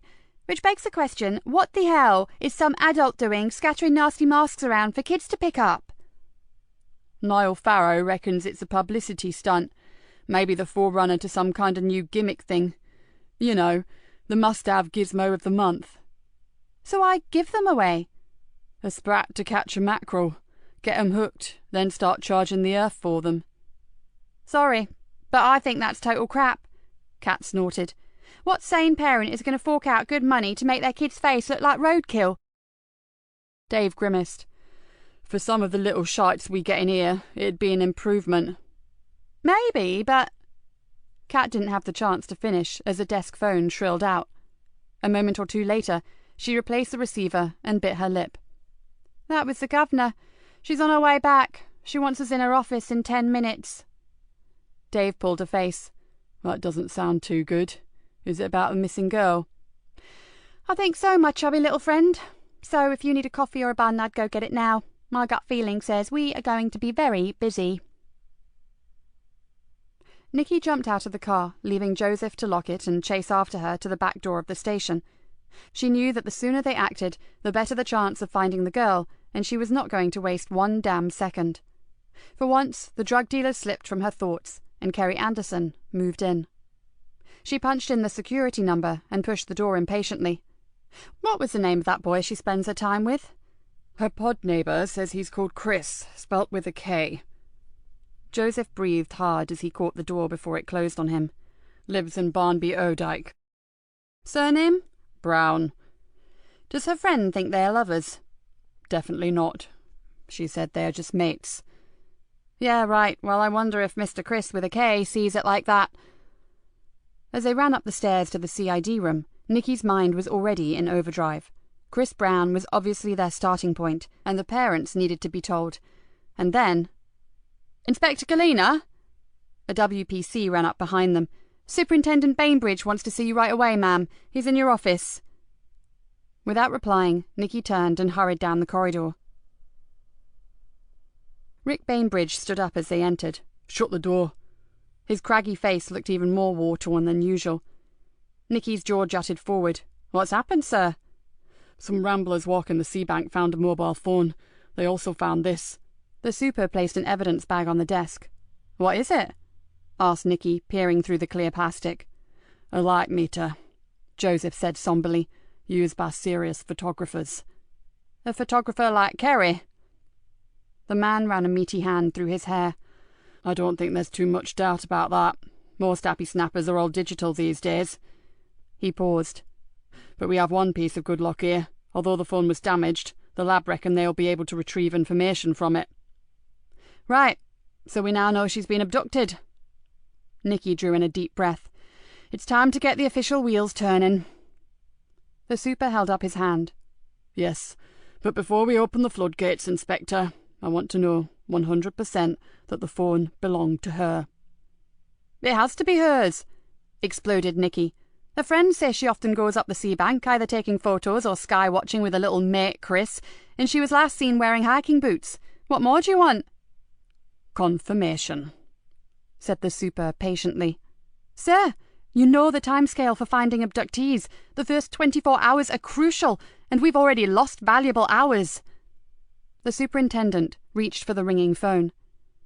It's the lab, he muttered, holding his hand over the mouthpiece. After a few short words, he hung up and looked from her to Joseph. It's Kerry Anderson's all right. The last message she received, and the last call she made, were both to and from the same person. Don't tell me. Nikki was already making for the door. Chris Brown. Chapter 8. The word village conjures up a certain rural quaintness, but as Nikki and Joseph drove into Barnaby Odyke, they found nothing of the sort. The cottages and houses were scattered in meagre clusters, and every one of them edged the vast arable fields that ran all the way down to the marsh. The narrow lane that served as the main road was clogged with mud spewed up from the tractor tires, and chickens roamed at will across the pock-marked asphalt. The Browns' cottage sat a little way back from the road. The front garden had mainly been given over to a shingle car parking area and turning space, and the cottage itself, although not exactly ramshackle, Could have used a hearty dose of TLC. "Hardly chocolate box, is it?" said Joseph, looking at the weather-bleached paintwork. "What do you expect?" Nikki snorted. "These are farm workers' places, and this is the Fens, not the cosy Cotswolds. They work god-awful hours to just about scrape an existence. So along with the east wind and the North Sea—" Okay, I get the picture." Nikki swung the car into a lay-by intended for church business, and they walked back. In the absence of a bell, Joseph rapped hard on the wooden front door. A dog barked sharply, and then they heard a voice call out, "It's open, and Swampy doesn't bite." Joseph pushed the door and was greeted by a small brown and white spaniel that barked excitedly, then fled back into the cottage. "We're looking for Chris Brown," called out Joseph. "Then you found him." The young man was tall, skinny in the extreme, and had a floppy mop of almost black hair and thin, wire-framed glasses. "What can I do for you?" he asked, mildly suspicious. Both Nikki and Joseph produced their warrant cards. "We'd like a word, please, Mr. Brown." Nikki watched the eyes. After looking closely at their cards, he looked up, and she saw the suspicion had been replaced by confusion. He shrugged, then stood back from the door. "I suppose you'd better come in." The door led directly into the sitting room. He pointed vaguely towards 2 armchairs that flanked the fireplace. "Sit down if you want to." He perched on the arm of an overstuffed sofa and stared at them. "So what's this about?" "You were a friend of Kerry Anderson, Mr. Brown?" "Yes." The eyes narrowed slightly. "When did you see her last?" The vagueness fell away. "Kerry?" he said sharply. Now there was concern in both his expression and his voice. "Has something happened to her?" "Well, we thought perhaps you may know the answer to that, Mr. Brown." Nikki didn't take her eyes off him.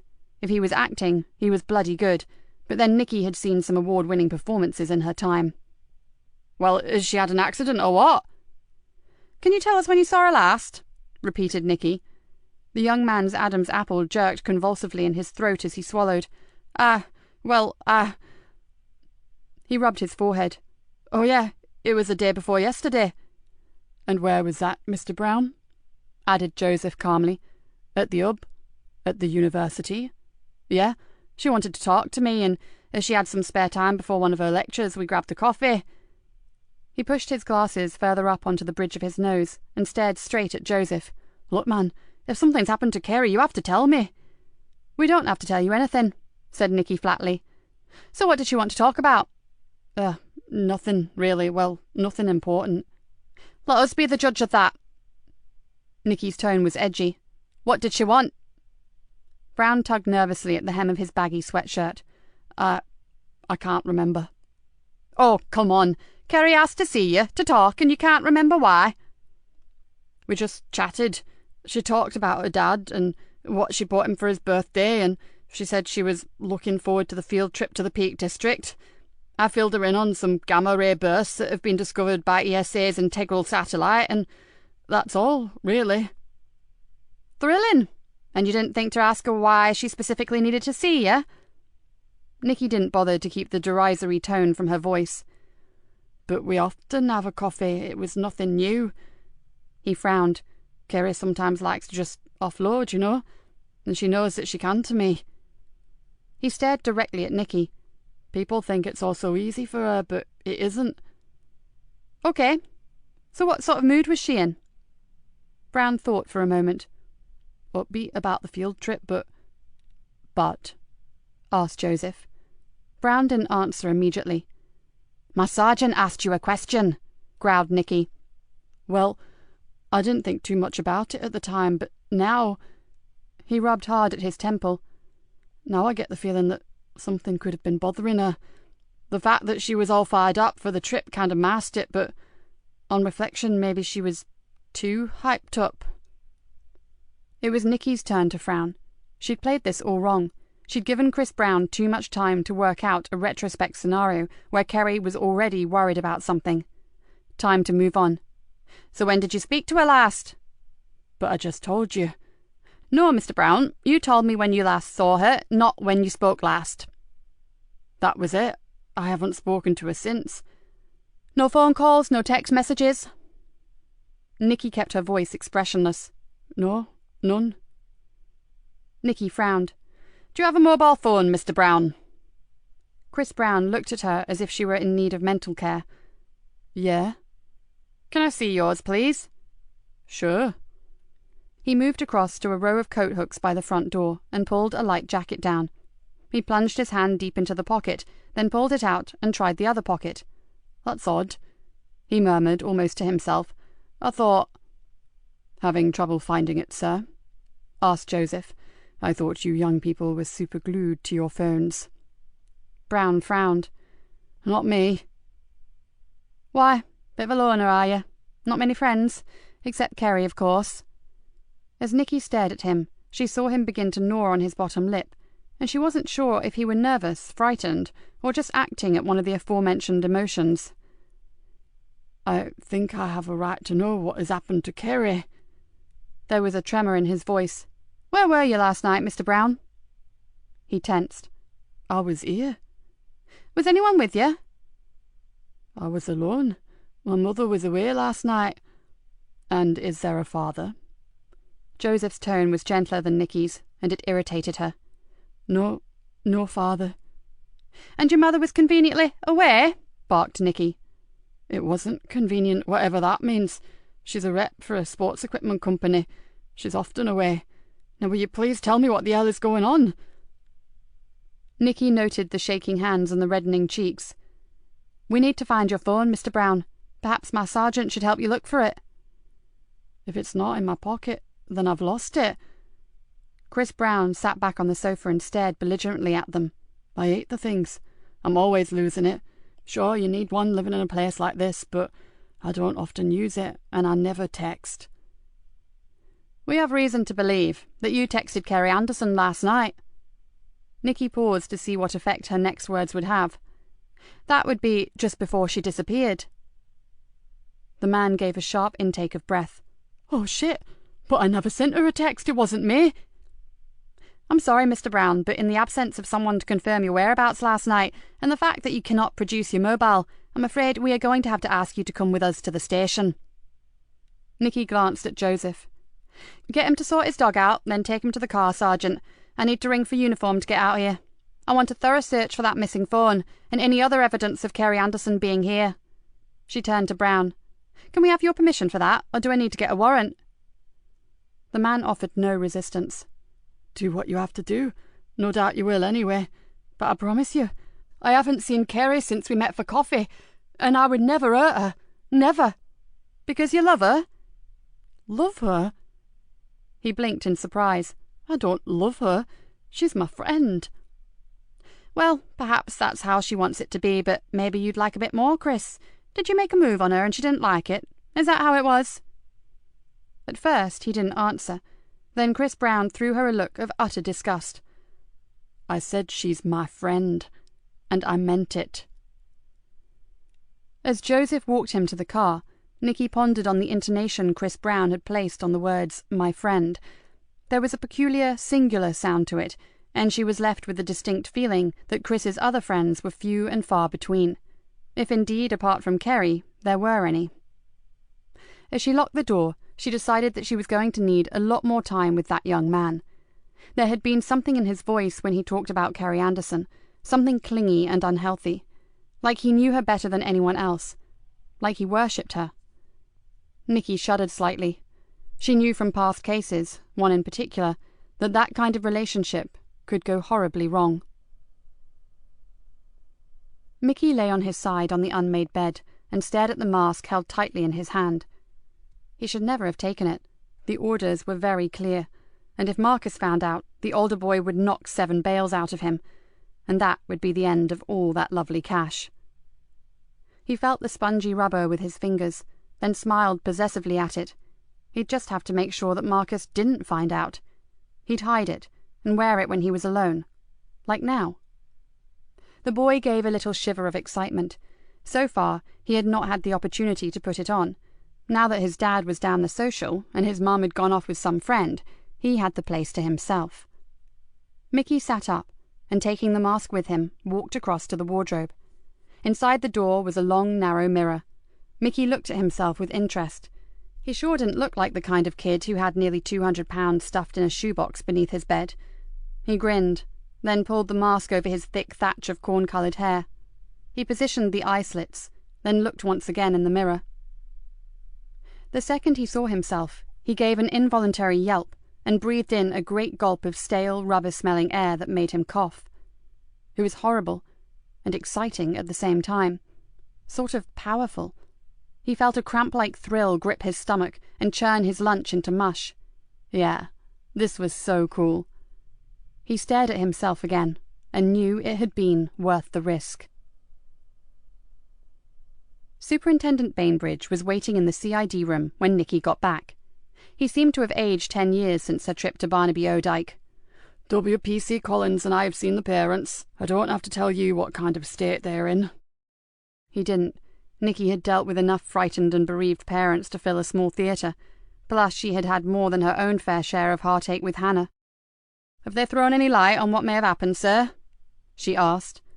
Right now, they're too shocked to string a sensible sentence together.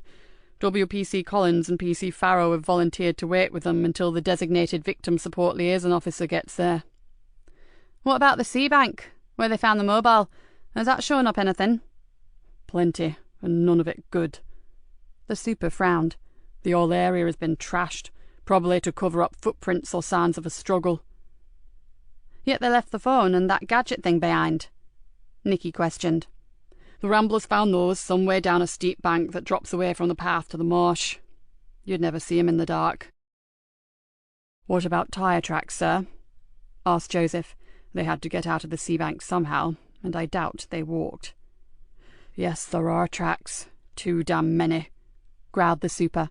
"Some kids on off-road bikes were out there doing wheelies, or whatever it is they do on those wretched machines." "Convenient." "I don't think it's connected.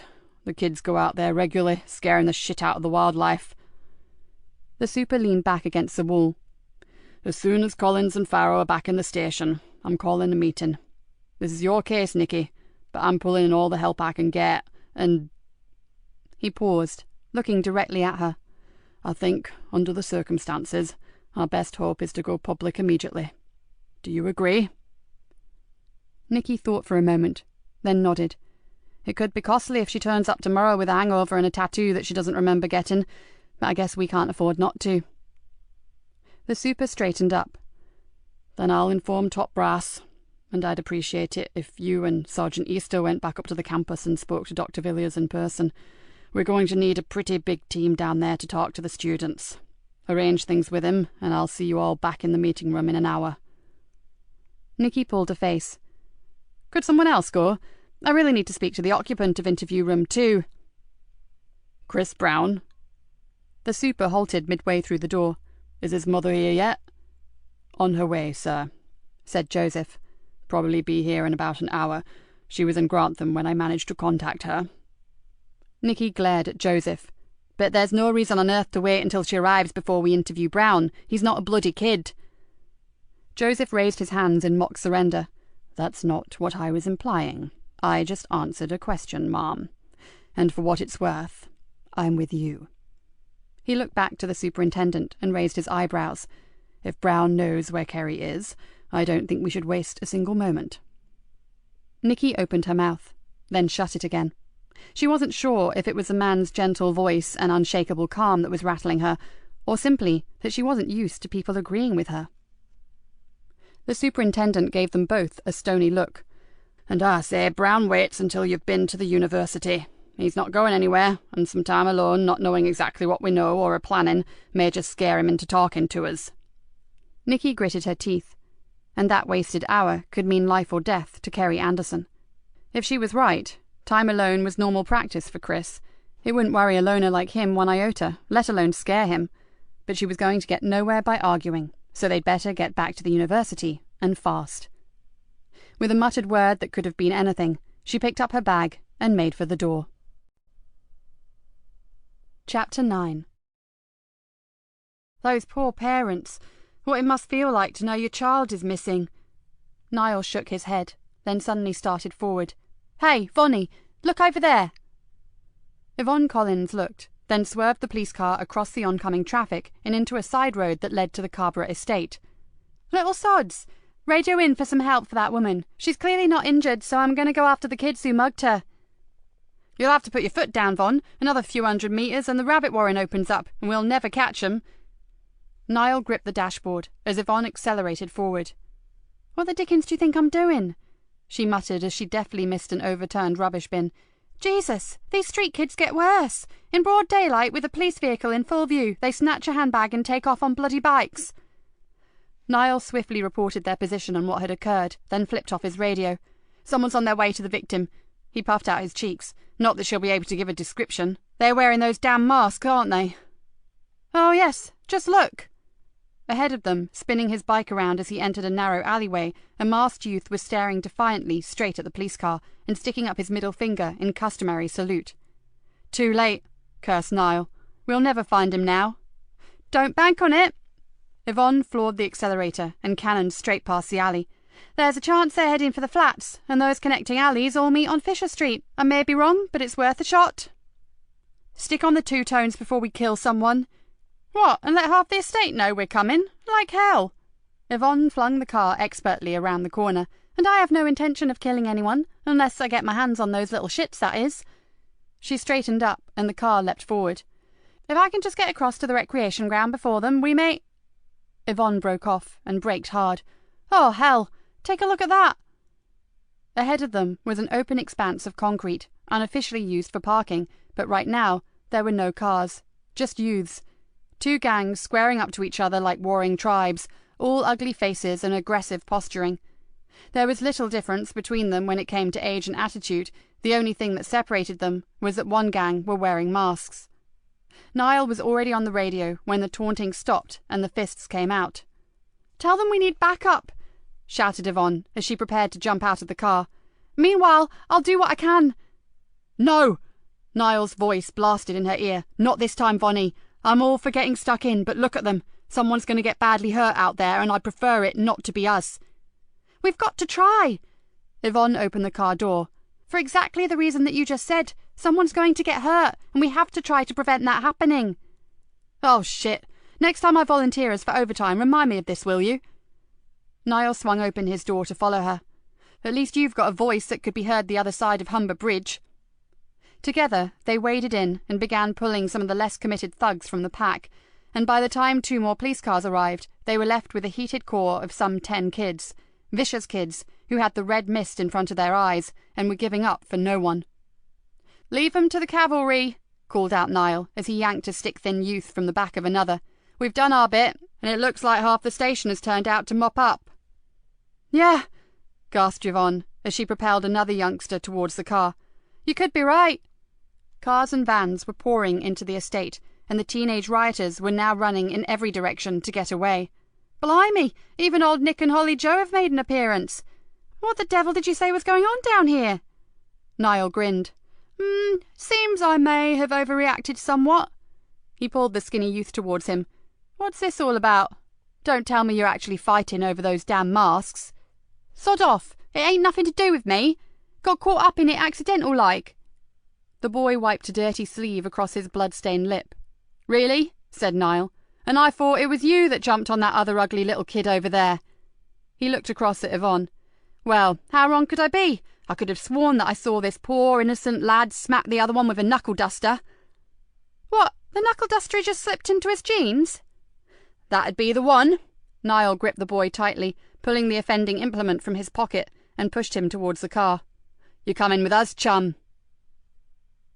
As the teenager stepped forward, something slid from beneath his jacket and fell onto the pavement. Yvonne picked the mask up with distaste. Yours? The boy struggled to get free of Niall's iron hold, and when he failed, he threw her a baleful look. Give it back, pig. Sorry, Poppet, but even though it suits you far better than me, I think I'll keep it. Now, get in the car. There's a comfy little cell back at the Nick with your name on the door. Is everything against me right now? Nikki fumed. Why the hell you had to come this way to get to the bloody university beats me. I'm not local, said Joseph reasonably. It's the only way I remember, and we couldn't ignore an assistance call now, could we? With little or no effort, he frog-marched 2 youngsters towards a waiting police van. I know that. Nikki dodged a flying missile. then wrestled a youth twice her size to the ground and knelt on him until a uniformed constable dragged him up and cuffed him. But the timing stinks! Joseph had just relinquished his hold on 2 charges and was making his way back to her when she heard him call out, "Mum, over there!" She spun round and saw one boy rip a mask from the face of another, then turn tail and run from the brawling group. The boy who remained screamed and fell to the ground, blood oozing through his t-shirt. "Jesus, he's been stabbed! Someone call a paramedic!" Before she could get to the boy, 2 other officers were with him. "Help's on the way!" called someone, and Nikki turned to see Joseph hurtling after 2 youths, one who was still carrying the stolen mask. "Oh shit, that silly bastard's going to get himself killed!" She cursed under her breath, then raced after him. The 2 boys fled down a narrow alley, one of their usual getaway routes, but found it blocked by a stationary delivery truck. With nowhere to go, Joseph and Nikki were on them in seconds. "Come here, you little turd!" Nikki threw herself against the shorter of the 2, the one who had stolen the mask, and slammed him roughly against a garage door. Air escaped from his lungs in a loud gasp, and she snapped her cuffs neatly around his wrists. Carefully, she slipped her hands into his pocket and withdrew a sticky-bladed flick knife. "Oh, you're so nicked!" Holding him firmly, she turned to see Joseph lifting the taller boy from the gutter by his jacket collar. "You too, sunshine," said the sergeant brightly. She exhaled loudly. "Let's get these 2 scroats back to the van, then." Before she could finish, she heard a grunt, and as she turned, she saw Joseph flip the boy into some weird straight-armed lock position that immobilized the youth totally. Before she could even speak, she heard the sergeant whisper, "One more move towards your pocket, and you'll wake up with both shoulders dislocated and your arms ready for plaster casts. Understand?" The boy's eyes widened to an impossible size, but all he could do was groan. To her total surprise, Joseph moved with lightning speed and swapped his grip from one hand to the other, never for 1 microsecond losing his hold on the boy or slackening the vice-like grip. The detective then slipped his free hand into the jacket pocket and withdrew it, holding a wicked-looking blade. Nikki's jaw dropped. "I bet you didn't learn that move in Bible class." Joseph's eyes snapped up, and for a moment she really didn't like the expression that flashed across his face. Then, just as swiftly, it turned to one of reproach. "I thought we had an agreement." Sorry, just an observation. That was nothing like I've ever seen taught at police training school, and it's not the kind of thing you learn when sorting out the lager louts on a Friday night either." Joseph remained silent, then, pushing the terrified boy ahead of him, made his way back down the alley. Nikki followed, still wondering at what she had just witnessed. She was tough. She pulled no punches, and had been close to overstepping the mark on far too many occasions. But that was in a different league altogether. It wasn't just the unorthodox move, it was the sheer speed, not only of his actions, but of his assessment of the situation. What you saw was most definitely not what you got with Detective Sergeant Joseph Easter. Nikki remembered that strange, ice-cold look he'd given her, and shivered. Chapter 10. Nikki sped through the arrangements with the Dean and hurried back to the police station. Inside, she stopped and stared at Joseph. She had given him 2 chances to talk to her, to and from the campus, but he had chosen to say nothing. "A word in private, Sergeant," she said, then marched up the stairs to her office. "Close the door." She flopped into her chair and pointed to one on the other side of her desk. "Do you have anything you'd like to share with me, Detective?" Joseph sat down slowly, but stared at his hands rather than at her. "Don't we have a suspect to interview?" "Yes, we do, and you're wasting time by avoiding talking to me. As soon as you've told me what the hell all that was about, we go interview Mr. Brown, okay?" She narrowed her eyes, and until that happens, we sit here for as long as it takes. The silence that followed was almost tangible. Then Nikki's patience ran out. "Okay, so you were in the military." Joseph lifted his head, and she saw no anger in his face, only sadness. "That was another life. I'm not that man anymore." "From what I saw earlier, I think maybe you are." "No, I'm not!" exclaimed Joseph. A look of intense pain suffused his face. "Really, I'm not. It's just that sometimes you chance on a situation, and the old ways, the indoctrination, the reflex, whatever you like to call it, just takes over." "Lucky it did, Joseph. I had no idea that little shit had a knife. He could have killed either or maybe even both of us, and for that, I thank you." Joseph shook his head, almost violently. "Forget it. It never happened." He looked her full in the face. "And if you want to thank me, just let this go. I really don't want to talk about the past, and I'd appreciate it if the team and the other officers here never know about my background. You know that regular career police officers don't like squaddies who turn copper. In fact, some of them hate us. So, please?" Nikki tilted her head to one side. Maybe she was getting even more bitter and twisted, but recently she had found herself quite enjoying seeing someone squirm. But this was different. Joseph Easter was different. And strangely, she felt no pleasure. Just a sad sort of discomfort for him. Certainly there were a dozen questions running through her head, but now was not the time to ask them. Not with a girl missing. She nodded, and to her surprise found herself giving him the first smile that she could remember handing out for a very long while. "I think we have a suspect to interview, don't we?" The rest of the day passed in a blur, and by nightfall every available man and woman was out hunting for Kerry Anderson. Local media had been contacted, and the superintendent had made an impassioned plea on national television. Chris Brown had told them no more than they already knew, and his distraught mother had painted them a picture of a sensitive, highly intelligent, but slightly introverted, home-loving boy. Something more on a par with St. Francis of Assisi than a cold-blooded abductor of pretty girls. Then, at 11:30, Nikki received a call from one of the villagers from Barnby-Odyke. A call that meant she would have to let him go. "There was a fox around, Inspector. That's why I kept going out into the garden. I have chickens, you see." "So what time did you actually see Mr. Brown, Mrs. Roper?" asked Nikki with something like exasperation. "Well, off and on, from around 7:30, right up until 2 o'clock, I suppose. I saw him when I checked me hens. He has an observatory, Inspector, big posh shed with an opening window, if you ask me, but our Chris is something of a celebrity in the village. He's an astronomer, you know. Nothing he don't know about stars and stuff. Sometimes he's out there all night." "Yes, and?" Nikki tried to keep her cool. "Well, I saw him going in and out, didn't I, moving his telescope around. Oh, yes, and once, close to midnight, his dog started barking. Must have smelt the fox, I reckon. So he had to be there all evening, Inspector." "And to your knowledge he was alone, Mrs. Roper?" "Well, I can't swear to it, but I never saw anyone else." Nikki thanked the woman for her help, then slammed down the receiver and swore out loud. "Fuck it! We're going to have to let him go." She puffed out her cheeks in exasperation. Joseph shrugged. "For what it's worth, and I know he's unlike any other 20-year-old kid I've ever met, but I really don't think he knows where Kerry is." "Since when did you become the county profiler?" inquired Nikki. "I know I'm no psychologist, but his body language didn't exactly scream out, 'I'm a liar,' did it?" countered Joseph. Nikki leaned back in her chair and rubbed her temples. "Oh, God, I need some sleep. But how can I walk out of this station with the girl missing?" "We have to. Wherever Kerry is, she needs us to be 100% on the ball. And as most of the Fenland Constabulary are out there looking for her, there's little left for us to do right now." Joseph yawned and examined a darkening bruise on his wrist. "Plus, as we've just spent a happy hour brawling with Cabra thugs, I think we can grab a few hours shut-eye without too many recriminations."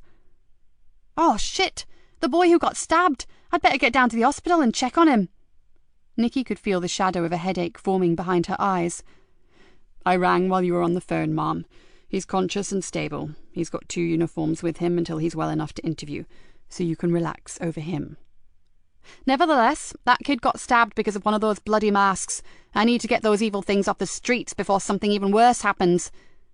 She gave him a look full of frustration. "There are not enough hours in the sodding day." "My digs are near the hospital. I can call in if it helps. A couple of hours' rest will charge me up again." He stood up. "If that's all right with you, Mom?" Nikki nodded. "Would you? That injured kid may just be scared enough to tell you something about the masks. It's worth a try, and I have no doubt you'll be a damn sight more compassionate with him than I would be." "No problem. See you later, Gov." Joseph walked to the door. "And Sergeant," she called after him. "About earlier. I won't be mentioning it again. But thank you. I still believe your actions may have saved our lives." Joseph Easter didn't answer immediately, but he paused in the doorway, then threw her a small smile. "Any time, Mum." Nikki sat for a while. Her first day with her new detective sergeant had been quite something, and he was certainly a far cry from what she had been led to believe. She frowned. Maybe for her own safety she should make it her business to find out more about him. One thing was certain: he was a man who had deep, dark secrets. Nikki gave a short bark of laughter that echoed around the empty office. If anyone should know about keeping secrets, it was her. Yeah, when it came to talking about the past, let's hear it for Nikki Galena, the queen of the sealed lips. She yawned. Just one more thing to do, then it was a hot shower and a few hours' sleep. She flipped open her phone. Maybe it was the horror of having a young woman missing on her patch, maybe it was tiredness, or maybe it was the flashback she kept getting of her new sergeant immobilizing a thug in the time it took her to blink. But she needed to see Hannah. She flicked down to H and pressed call. Sure, it was late, but she really needed to talk to her precious daughter, and a quick visit might do them both good. After just a few words, Nikki grabbed her coat and went out into the night. The corridors were almost empty and dimly lit. Energy-saving, Joseph supposed. Whatever, it gave the rambling old hospital an eerie feeling. His footsteps sounded oddly loud as he tried to locate the lifts, and several times he found himself glancing over his shoulder. The injured boy, Callum Lodge, had had a close shave, but was out of danger. Sadly, he had little inclination to talk to the police, even if they had saved his life. The youth had been both scared and aggressive, but Joseph had managed to extract a few more snippets of information about the masks. And then Callum had mentioned a name, well, a street tag. It wasn't much, but it may help. He'd check it out first thing in the morning. Joseph cursed softly and decided that he must have taken a wrong turn. If it had been Fenchester Hospital, he could have done it blindfold, but this place was a maze of unfamiliar clinics and corridors. After a while, he was forced to admit to himself that his usually reliable bump of direction had failed him. He was on a long, straight passageway that he certainly did not recognize from his trip in. He walked along for a while, hopeful that he would find a way out sign. Then, to his relief, he spotted two nurses hurrying out of a door at the end of the corridor ahead of him. He accelerated towards them, but by the time he got there, they had disappeared. He scanned the walls for a hospital plan, a fire drill map, anything that would get him back to the foyer in the car park, but he found nothing. He'd clearly wandered into a completely different wing, and now he felt both tired and pissed off. "Can I help you?" The voice was like an answered prayer. "I just want out." "Don't we all, man?" laughed the male nurse. He flashed the whitest of teeth, then pointed to a set of double doors. "Go through there, past the high dependency unit, and you'll see the lifts. Down one floor, turn right, go 100 yards on, and freedom is yours." Thankfully, Joseph made his way through the doors, then froze in his tracks. Going towards one of the rooms some way ahead of him was his new detective inspector. For a moment, he queried his observational skills, but as he watched the back of the woman, he knew he had not been mistaken. It was definitely D.I. Galena. For some reason, he pulled back and waited for her to go inside. His mind raced. Why was she here? Had she decided to talk to Callum anyway and then got as lost as he had? He doubted that very much. This was her patch. She wouldn't get lost on her own turf. And her stride had been confident. She knew exactly where she was going. He moved slowly forward. And where exactly was that, he wondered. Almost tiptoeing along the deserted corridor, Joseph approached the room that he had seen her enter. The door was shut, but there was a small glass window set in it. Keeping to one side so as not to be noticed, Joseph glanced inside. Nikki Galena sat holding a young woman's hand in hers. The girl, just a teenager, lay unmoving in the bed. He could see Nikki's mouth working as she talked animatedly, but there was no similar response from the girl. In fact, as far as Joseph could see, there was no response at all. Joseph swallowed hard and moved back. He had just witnessed something that was intensely private, and he truly wished he hadn't. Sucking in air, he put his head down, moved swiftly past the door and headed for the lifts, but not before he caught sight of the small handwritten nameplate to one side of the closed door. It simply read, Hannah Galena. Chapter 11. Nikki had only managed to snatch a few minutes' sleep in between tossing and turning uncomfortably on her sofa. Earlier, when she had finally arrived home, she had felt better. It always helped to talk to her daughter, and she was sure she'd seen signs of improvement in Hannah. The nurses had not agreed, but then they wouldn't. It wasn't up to them to give what may be false hope.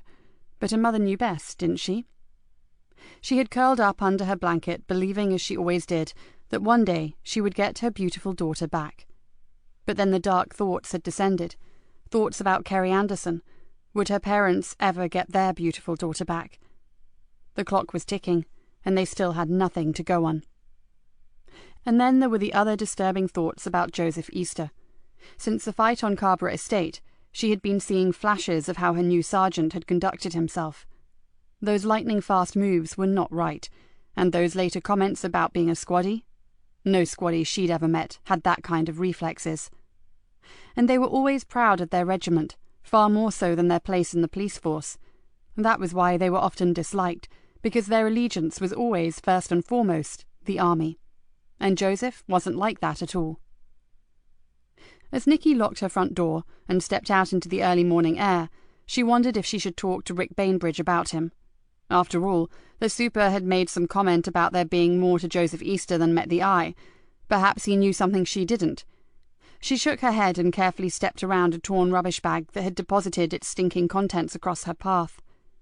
She really couldn't afford all this. She needed to keep her whole focus on Kerry Anderson, not pondering about her sergeant's dubious origins. With a grunt of irritation, she quickened her step and headed towards the police station. As Nikki headed for work, Marcus and Mickey slipped quietly away from the Carrborough. "You shall drop?" asked Mickey as he struggled to keep up with Marcus's long-legged stride. "Not this time. Things are heating up, so they've changed the location." The older boy looked almost haggard in the early morning light. "And you're dead certain that your mum and dad don't suspect anything?" Mickey frowned. "They don't give a shit what I do." "You know what I mean, Muppet. You are being careful, aren't you?" Mickey pulled his hood further over his face. "Don't worry. Dad's back on the bottle. He was drinking until 3 and my mum's buggered off until he sobers up, so everything's cool." "It better be. We can't afford the slightest slip." Marcus lowered his voice. "Especially now the war has started." "Mask wars, yeah?" Mickey did a little skip and punched the air with his fist. "Shut up, you stupid little shit!" He lifted his hand to his forehead and glowered at the younger boy. "I've had it up to here with you. You're a fucking liability, you know that. Why the hell did I pick you of all the kids on the borough?" "'Cause no one gives a flying fuck about me, and I've got the face of an angel, which always helps." Marcus gave a hopeless sigh. "Yeah, I guess, but will you please keep your voice down? In fact, just shut it until we get there." "Where are we going?" "I told you to shut up. You'll know soon enough, and hurry up, we only have 15 minutes to get there." They walked the next half-mile in silence, then Marcus slowed his pace and looked around. Ahead of them was a narrow walk down to the riverbank. Not the popular bit, where joggers fought for breath and early-bird commuters took a shortcut to the station, but a dingy, shadowy track that ran beneath a railway bridge and stopped at the back of a disused bedding factory. "Neat," whispered Mickey. "No one goes down here except for a piss." Marcus ignored him and strode off towards the dark tunnel. He had almost disappeared before Mickey chased after him. "Can you see anything?"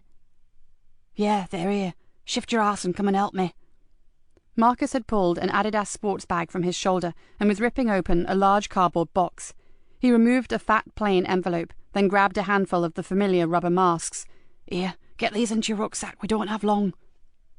Mickey jammed the masks into his bag, then hoisted it over his back while Marcus zipped up his own, then returned to dispose of the box. He tore the cardboard into pieces and dunked it into the sluggish river water. When it was well soaked, he screwed it up some more, then stuffed it under some straggly, brambly bushes on the edge of the river. "Let's go." Pushing the smaller boy ahead of him, Marcus headed back up to the road. "Now, we have another change of plan, Muppet Face. Come with me and don't ask any questions." He pulled Mickey roughly around by the shoulders and glared at him. "Well, this really will be your last job. Understand?" Mickey saw the cool stare and understood perfectly. When Nikki arrived at the station, the car park was heaving with vehicles, police officers and volunteers, all heading out to the marshes and the places that were impossible to search at night. Nothing yet? She asked a weary-looking Dave Harris. No, Mum. The second wave is just moving out now. They're still concentrating on the campus and the marshlands around the sea bank where a phone was found. Dave yawned. Now you're back, Gov. I'll take a bit of a break if that's okay. Nikki pushed her way between a group of searchers in high-vis jackets and into the foyer. Have you been here all night? Yes, Mum. But what about... Nikki frowned and lowered her voice. Sorry, but shouldn't you have gone home long before this? She's okay, Mum, but thanks for thinking of us. He gave her a tired smile. I've arranged a carer, just to cover me short-term like. Surely there's enough bodies here to comb the Fens without you. Can't dodge the issue when there's a kid missing, can I, Gov? And I wouldn't want to either. Nikki lightly touched the big man's arm. I know, but you have your own problems, and they don't go away because something big is going down here.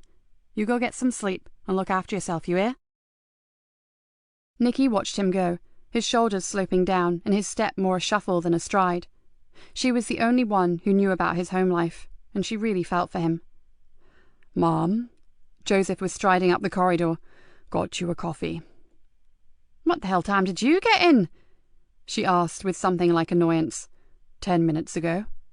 He balanced the mugs in one hand and held the office door open for her with the other. Did you sleep?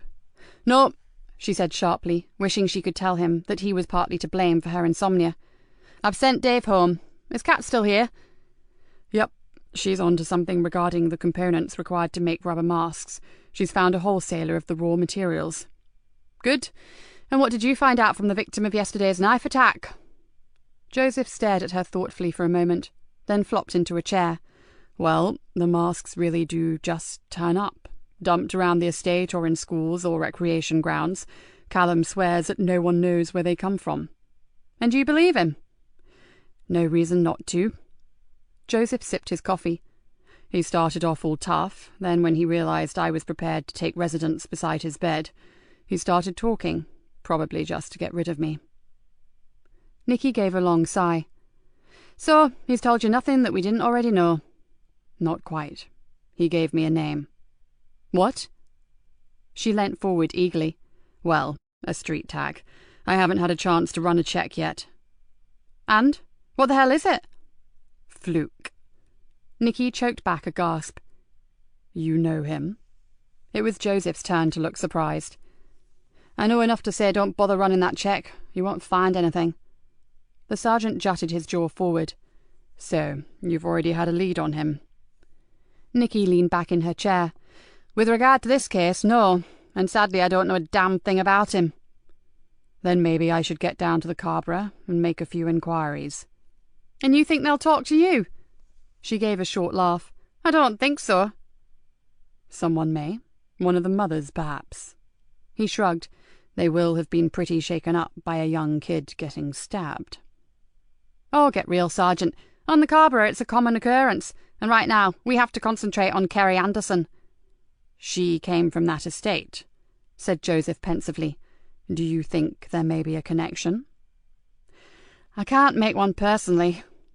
The thought had already crossed Nikki's mind. Kerry comes from the northern side, not an area known for trouble. Well, not anywhere near on the scale of that around the flats or the south side. She pulled a face. And how would a hard-working young student possibly be connected to a spate of petty crimes committed by a load of masked jobs? It doesn't make sense. Oh, that's another thing that Callum said. He overheard this fluke mention something called mask wars. He doesn't know what it means, and it's only the intensity of that fight yesterday that made him think about it. Mask wars, repeated Nikki softly. They'd risk their lives for a crappy piece of rubber. Hell, I know some of these kids have had half their brain cells devoured by alcohol and crack, but this is plain insanity. I agree, sighed Joseph. But as you said, we have Kerry to worry about. So what now? Nikki finished her coffee and stood up. Back to the university. I want to get up close and personal with her friends. Someone knows more about her relationship with Chris with a K than they've let on. You really don't trust him, do you? Joseph grinned at her. He's a weirdo, and I don't trust weirdos. As they arrived at the University of the Fens, the sun was just coming up. A green-gold glow suffused the glorious old trees that were a legacy of days gone by with an almost magical luminescence. "This is really beautiful," mused Joseph. "My university was an inner-city concrete monstrosity." Nikki swung the car into a tight parking space and killed the engine. "My heart bleeds for you." She slammed the door. "Didn't quite get that sort of education myself. Had to work for a living." She marched on ahead of him, but couldn't help wonder how many squaddies had ever gone to uni. "We'll split up. You take the students to the right of her pod, I'll take the left, and anything you think may be useful, call me. With luck, they'll still be half asleep and easier to interview." The door to the hub swung soundlessly open. "See you back here in half an hour, Sergeant, and we'll reassess." "Nothing much, Mom." Joseph perched on a high stool and looked across the hub. "They will know Chris Brown by sight, and one or two have seen his astro photographs, which I'm told are awesome, but no one believes that Kerry and Chris are an item. In fact, most of them laughed at the notion." "Same damn thing with the ones I spoke to," grumbled Nikki. "One point, though," said Joseph. "A guy called Lewis, who was organising this field trip with Kerry, mentioned that Chris had been mugged recently." He rubbed his chin with his forefinger. "Probably not connected, but worth asking Mr. Brown about it, don't you think?" "As good a reason as any for taking another trip out to Mr. Weirdo's place." Nikki stared around at the small clusters of students gathered in the meeting place. "He's still my number one, even if his mother believes he's a modern-day saint." She looked back at Joseph. "Anything else?" Joseph pulled a face. "Nothing specific. I just get the feeling that no one here really knows Kerry." He paused, then said, "And how many girls do you know who have no close girly mates to gossip with?" Nikki nodded. She understood exactly what her sergeant meant. The kids were shocked by Kerry's disappearance, but their reaction had been more detached than she would have expected. If Hannah had disappeared, Nikki was pretty sure that her girlfriends would have been distraught, throwing every kind of teenage histrionic known to man. If she's a top swat, perhaps her contemporaries don't like her. Maybe they're jealous of her good grades or the attention she gets from the tutors. "Could be, but it didn't seem that way. There was no animosity there. I just didn't get the reaction I was expecting." Joseph shrugged. "Maybe I'm just out of touch with youngsters these days." There was a strange wistfulness to his voice that was not lost on Nikki, but now was not the time to wonder on the enigma that was Joseph Easter. "Right, then it's back to the station." As they reached the car, Nikki's phone rang. After a few curt words, she hung up. "Problem, Mom?" Joseph's face was apprehensive. "More trouble on the Carbra. A group of masked yobs have torched a car." "Are we required, Mom?" "Not this time. Uniform has got it covered." Nikki looked thoughtfully at her sergeant. Was there a hint of disappointment there? Or maybe it was relief. It was hard to tell. "So, I think it's time we paid a visit to Kerry Anderson's mother and father." Joseph took a deep breath, then nodded resignedly. He clearly had no more liking for facing grief-stricken parents than she did. As they got into the car, she tried to conceal the small private smile that played on her lips. So maybe she and her strange sergeant had one thing in common after all. Chapter 12. The Andersons' pride for their daughter screamed all around the small terraced house. In most rooms, photographs, diplomas, certificates and press cuttings practically replaced wallpaper. And that made the absence of the girl herself even more poignant. Sergeant Lucy Wells, the family liaison officer, had a brief word with them in the kitchen before they spoke to the parents. "Mr. Anderson is very quiet, but I think he's more switched on to the gravity of what's happened than his wife. She's a bit flaky, convinced it was a great big mistake, and her daughter will come marching through the door at any moment." "Well, we can't blame her for that, can we?" said Nikki flatly. "Of course not, but I'm worried about her.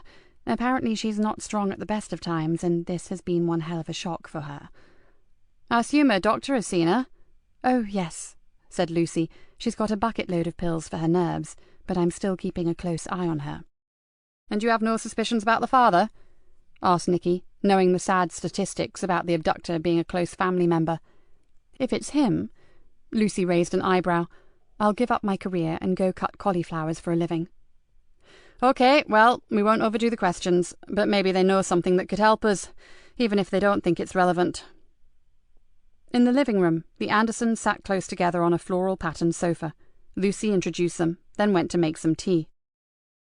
"Can you tell me why Kerry is in halls of residence when you live so close to campus, Mr. Anderson?"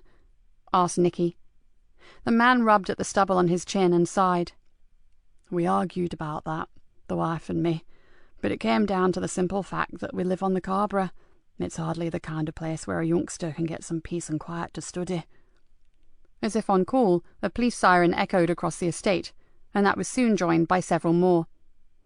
"That's the norm around here, and this is the quiet part," he added miserably. "We know, Mr. Anderson. Our uniforms spend as much time here as they do in their own homes, and I take your point, but I thought universities usually kept those rooms for students from out of the area." "The principal, Dr. Villas, was very kind. He made an exception considering her unusually high pass marks and her dedication."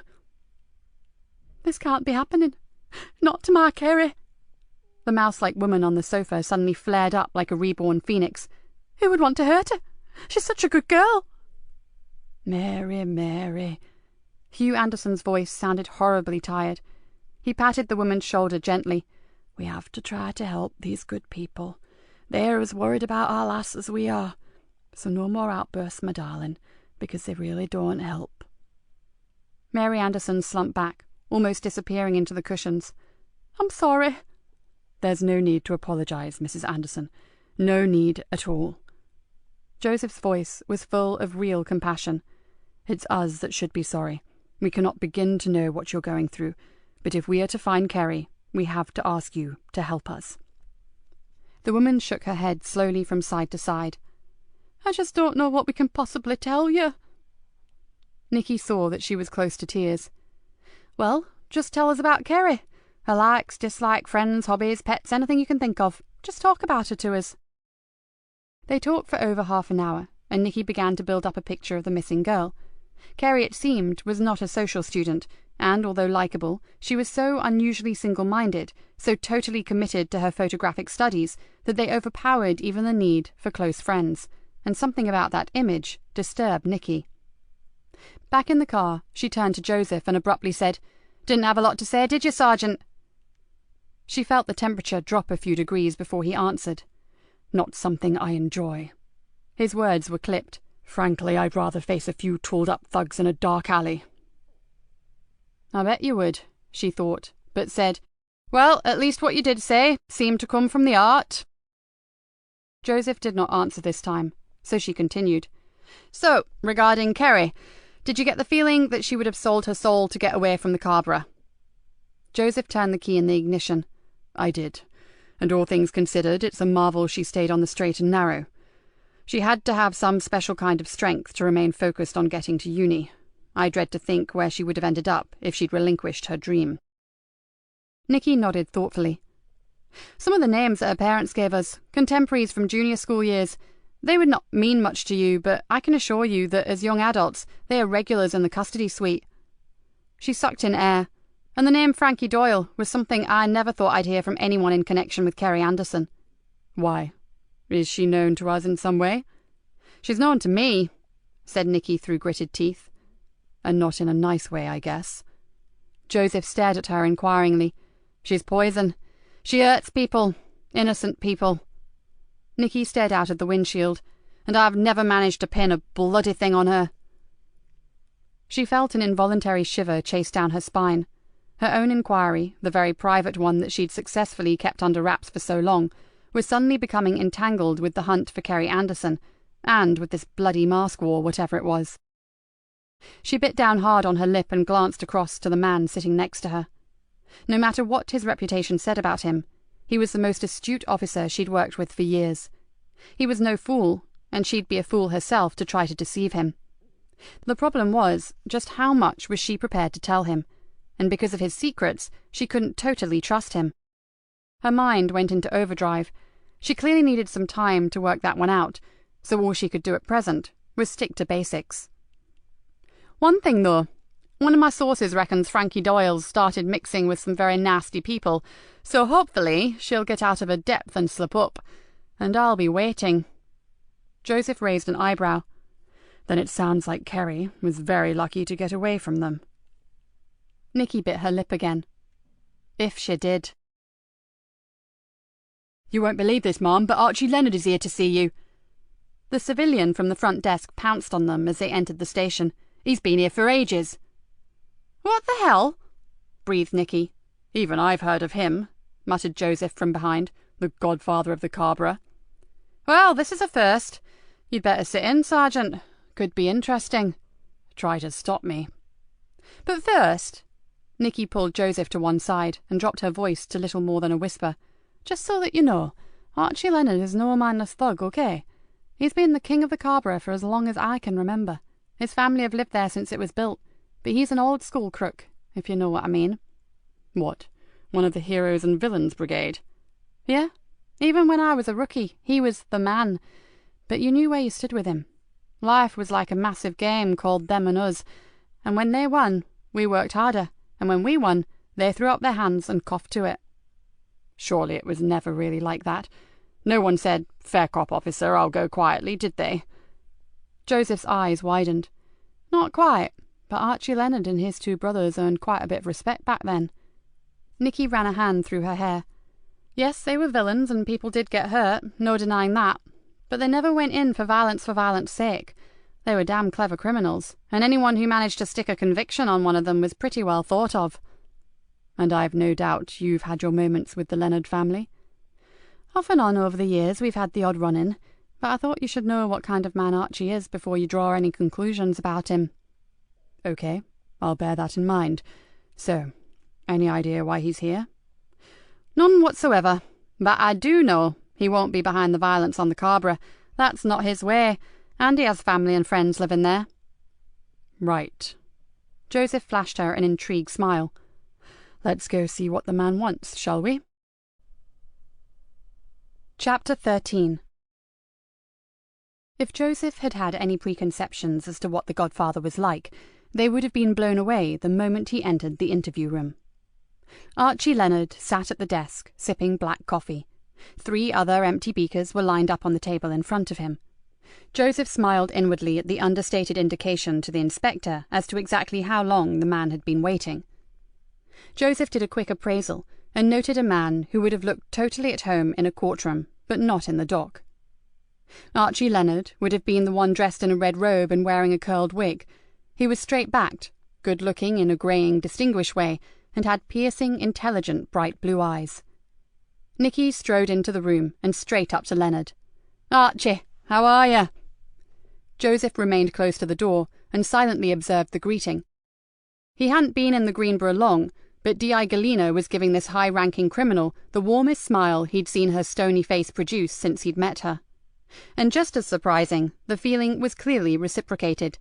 Leonard had clasped her outstretched hand in a 2-handed grip and was pumping her hand up and down with obvious warmth. There was history here, and Joseph wondered what the hell it was. When Leonard finally let her go, he sat back down and drew in a deep breath. His gaze then whipped round to Joseph. "And you are?" The voice was deep, and although Joseph wasn't sure, he thought it held the slightest hint of an accent. He waited for a moment, then realized that his boss wasn't going to introduce him. "My name is Detective Sergeant Joseph Easter. I'm temporarily assigned to work with D.I. Galena, sir." "Ah, Joseph. A good name. My eldest boy is called Joseph, isn't he, Nikki?" There was an almost conspirational lift of a thick grey eyebrow. The D.I. chose to ignore whatever that implied, and simply nodded. "But you haven't come here to discuss the family, have you, Archie?" "Actually, I have." There was a long silence. Then she said, "Look, I know that you'd rather eat broken glass than walk in here voluntarily, so it has to be serious. What has happened?" The man seemed to shrink as he said it. "Lisa Jane's missing." "Your brother Frank's daughter, the pretty one with the long dark hair?" "All our girls are pretty." He looked at the D.I. reproachfully. "But yes, the long dark hair. My lovely Lisa Jane." "How long has she been gone?" She was clearly shocked. 2 days.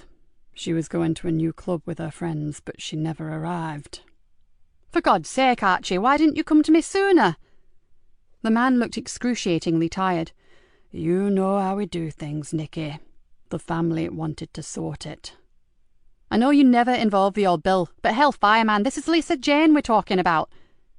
She swung round and looked Joseph straight in the eyes. Lisa Jane Leonard, 19 years old, beautiful, dark brunette, brown eyes. Small scar below her left ear, and a tattoo of a butterfly on her right shoulder blade, added Archie painfully. Right, so sit, Joseph, and get down what Archie has to say. The DI jabbed a finger at the chair next to her. Joseph frowned. Shouldn't I put a tape in, Mom? No, you shouldn't. She looked hard at him. No tapes, just you and a pencil, okay? Now was not the time to argue. Joseph nodded, took out his notebook, and obediently began to write.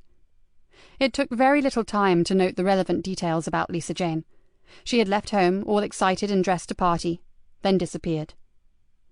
And you have no idea who might have taken her, if, of course, that's what happened, asked the DI. Of course I have enemies, but not the kind who would do this. Honour amongst thieves, thought Joseph. I wonder. Archie Leonard continued. We wondered if it had something to do with some new outfit that are haunting the Carbureau, but... Archie raised his eyebrows and shrugged. To be honest, we don't even know if they actually exist. How so? It's all just vague hints and rumours that someone is muscling in on us, but that's not the way it works. He looked at the DI. You know the score. The new boss declares his intention. He steals your deals, messes up your jobs, and leans on your personnel. It's a standard preliminary before the full turf war begins. And you've had none of this? Asked Joseph. No, Sergeant. Archie looked at him carefully. And as you will appreciate, I have a lot of seriously heavy connections, but no one can give me either a name or a face. He shook his head. It is our way to settle our own problems, but this is something I just can't fix, and I will not risk my niece's life by sticking to age-old gangland rules. You know, I'll do whatever it takes to help you, Archie, said the DI solemnly. I know. That's why I came to you. But Nikki... He stared at her intently. No press yet. Whatever you do, you'll keep it low-key, won't you? Joseph watched as his boss took a long intake of breath. As I said, I'll do what I have to, in the best way that I can. The bottom line is that we get Lisa Jane back. She stared at Archie for a time, then said, Can you tell us anything about something called Mask Wars? Ugh, those damn kids. But that can't have any bearing on my girl going missing, can it? Probably not, but it's costing us time and manpower, and that takes us away from much more important issues, if you see what I mean. Her eyes never left those of the older man. He nodded shrewdly. I'll do what I can, but those idiots in the masks listen to no one, not even me. They're just brainless waste of space kids. His brow drew together into deep wrinkles. The baseline is that one gang has them, the other doesn't. They are a prize that they fight over. Simple and stupid as that. So where do the masks come from, Archie? He threw up his hands. No idea, and I've had more pressing things on my mind to care. The DI smiled. I know, same here, but I need to put an end to it before someone else gets stabbed or dies. I suppose you do.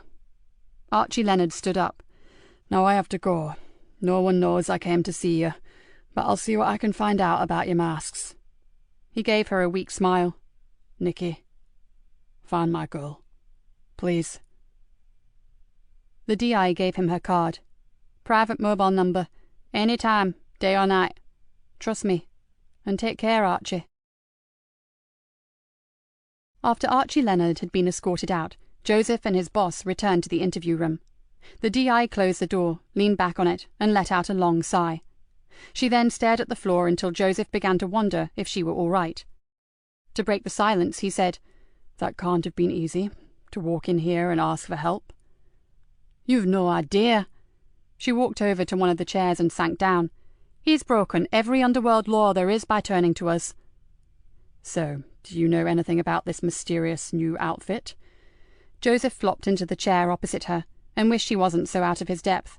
In his own area, he knew all the names, knew what was going down. but in a different manner. It was difficult and frustrating. The DI thought for a moment, then shook her head. Not much. An informant told me he'd heard rumours about a new gang, vicious, violent, and wanting a patch of their own. Maybe they're looking at the Carbureau. Then surely we know exactly where to look for the girl's abductors, asked Joseph in surprise. There's just one tiny problem. Just like Archie, we don't know who they are. She frowned.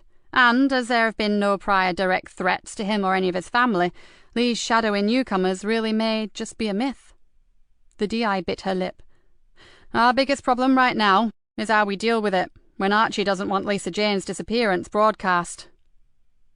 Joseph shifted uncomfortably, knowing they were wasting time. Well, whatever he wants or doesn't want is irrelevant, as we now have 2 girls missing. We have no choice but to work fast, do we? So what next? The DI leaned back in her chair and stared at him. Carefully, that's how. We don't just rush out there like headless chickens. This is delicate stuff, Joseph. Lisa Jane is a lovely girl, but she's still a member of a close-knit gangland family. Joseph calmed his mind and thought about it, then realised what the media might make of it, and the hype they could splash across the tabloid press. Something that could severely hamper their inquiries into both disappearances. He looked back at the DI, and saw deep concern etched on her face. You like Archie Leonard, don't you? For a moment he thought she was going to tell him to mind his own damn business. Then she nodded. Maybe like isn't quite the word I'd use, but as you said before, our paths have crossed in the past. A while ago he helped me out with something. She shrugged. And although I was able to reciprocate on another occasion, I still feel I owe him. She took a deep breath. Whatever. He loves Lisa Jane, and he's distraught about her, and we have to do all we can to find her. Naturally, a missing girl is a missing girl, no matter what her background, said Joseph. Of course, but the politics of this could be a minefield, and I don't want anyone telling me how to run the inquiry. She abruptly stood up, and her face was set with a grim determination. I'm going to see the super, and beg him to keep this from the press, and the longer he can sit on it, the better. She walked to the door, then turned back to him. This may have nothing whatsoever to do with the disappearance of Kerry Anderson. Apart from this possible new gang, Archie has made a lot of enemies in his lifetime. One of them may be less honourable than he thinks, and may have decided it's payback time. She paused. But no matter how simple that sounds, my gut says different. How say you? Joseph didn't even need to think about his answer. 2 girls missing, same time frame, same area location. Too much of a coincidence. I believe they are connected, ma'am. My gut says the same as yours. Chapter 14. After seeing the superintendent, Nikki decided that she needed to pay another visit to Barnby O'Dyke and Chris Brown. As she drove, Joseph stared out across the miles of flat, open fields that edged the marsh. Do you really like this place? He asked. It's my own.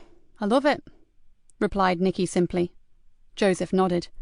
I guess seeing 360 degrees of sky has its good points, but don't you find it a tad... He looked for the right word. Overpowering? Nikki shrugged and gently reduced her speed as they approached a humpback bridge over a dike. You can breathe out here. When I was a probationer and I'd had a bad shift, I'd go up to the sea bank, be on my own and get my head back together. I know exactly why young Kerry likes to go there. Or she did. It looks like her last trip could have been a bad, if not fatal, mistake. Nikki drew in a long breath. Let's just stick to the premise that as we don't have a body, she's still alive, shall we? I want to believe that. It's just that time is slipping away and... No need to go on. I'm fully aware of the ticking clock and the statistics regarding missing youngsters. She gritted her teeth, then said, I wonder if Chris Brown knows Lisa Jane Leonard.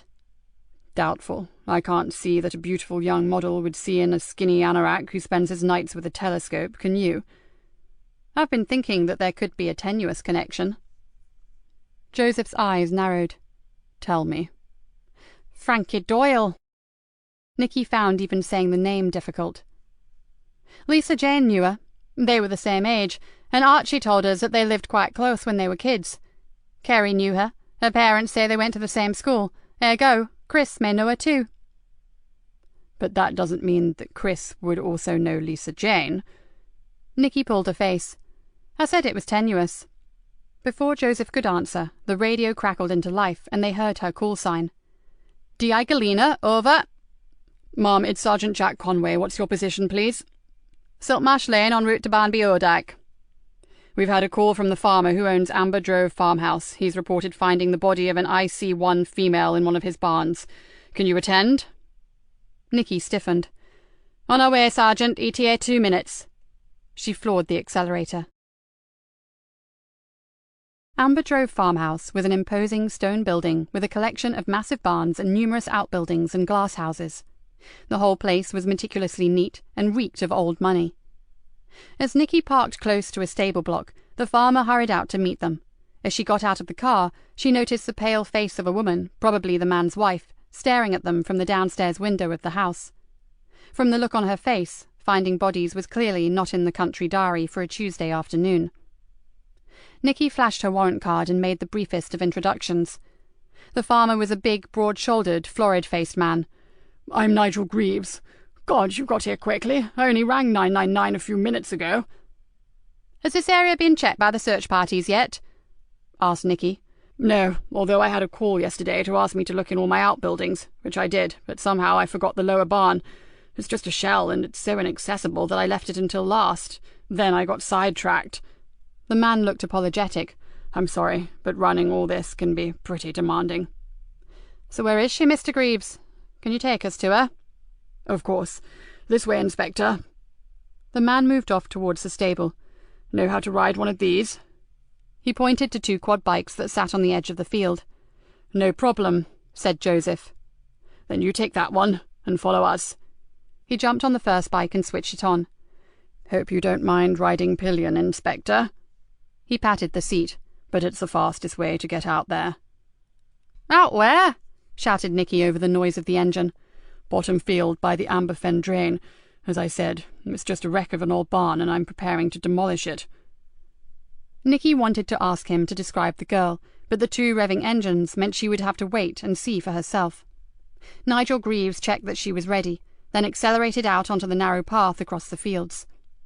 Joseph spun his bike around and with considerable skill caught them up. It may have only taken about 3 minutes, but the track was rough and uneven, and as Nikki hung on grimly, she wondered if they would ever get there. Finally, the dark, dilapidated hulk of a barn drew closer, and she began to worry. Would it be Kerry Anderson, or Lisa Jane, or maybe another girl, one they didn't even know about? Whoever it turned out to be, Nikki was not looking forward to walking into the gloom and seeing a dead youngster. She swallowed hard. After everything that had happened in the past, she was going to need every ounce of her strength just to walk in there, and as the bike pulled up, her feelings of deep concern turned into dread. A silence fell over the vast landscape. In the distance she could see the wash, glistening and sparkling. A light breeze whispered across her skin, and she stared at the decrepit old barn. This disgusting, decaying building was not fit to be the last resting place of a lovely young woman, no matter who she was. She's at the back. She's lying on some old hay bales. Nigel Greaves's voice held a hollow tone. I'd rather not go in again if you don't mind. I'm no coward, mind you, but I've got kids of my own and... Joseph leaned forward and gripped the man's shoulder. We'll take it from here, sir. No need to see more than you have already.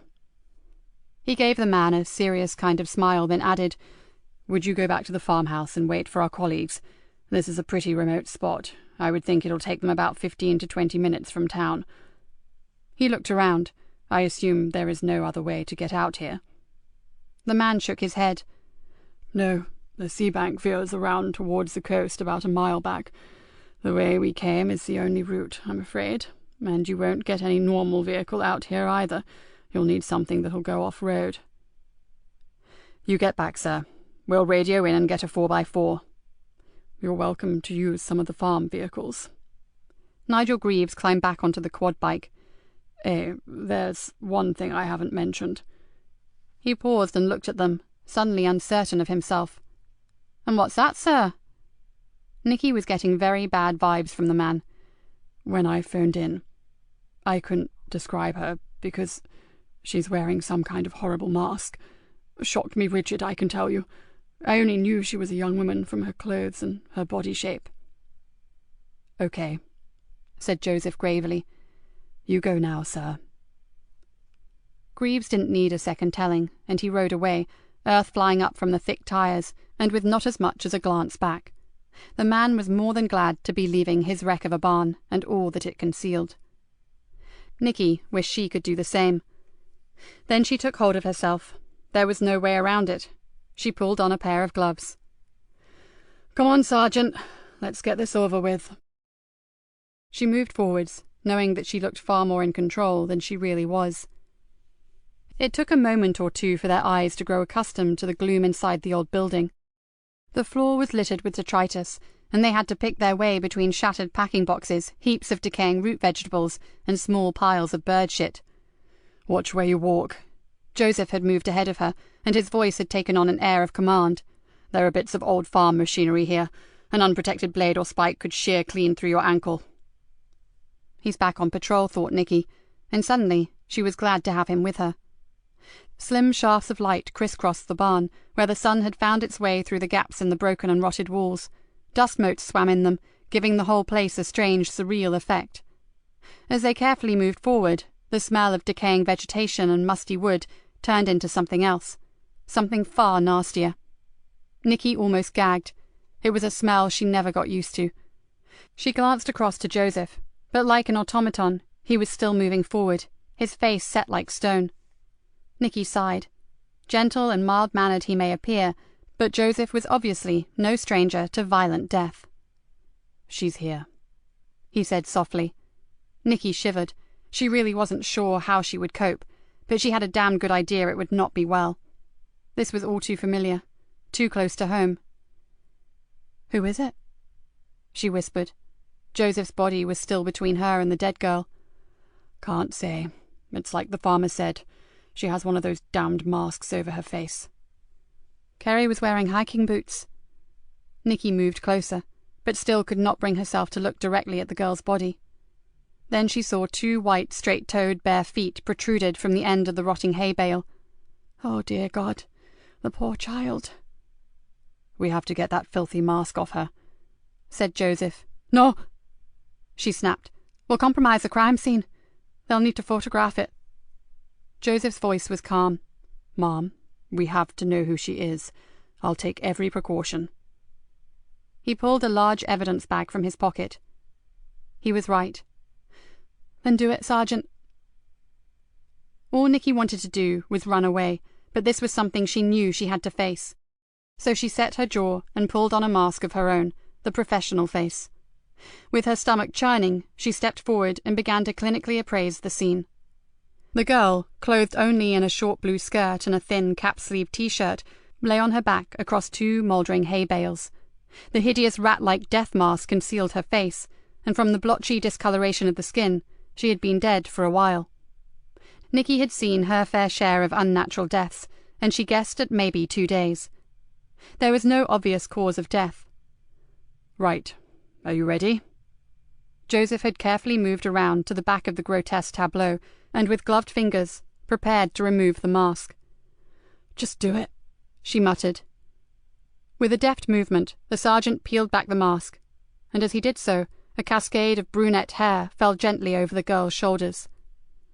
Nikki tried to stifle it, but a low moan escaped from her slightly parted lips, and in that moment, the years fell away and she was back in a filthy cellar, cradling a dying girl in her arms. "Oh, no. Oh, please, no." She stepped backwards, almost tripping in her haste to get away. She knew that her breathing was becoming erratic, and she felt horribly lightheaded. Then her heart began to pound like a hammer against her ribs, and she knew immediately what was happening. She had not had a full-blown panic attack for years, and the intensity of it was terrifying. "Breathe. Come on now, Inspector. Look at me and breathe with me." Joseph was in front of her, holding her by the shoulders and demanding that she watch him. His face looked weirdly distorted, but she heard his voice echoing as if they were underwater, and she tried to do as he asked. "Can't!"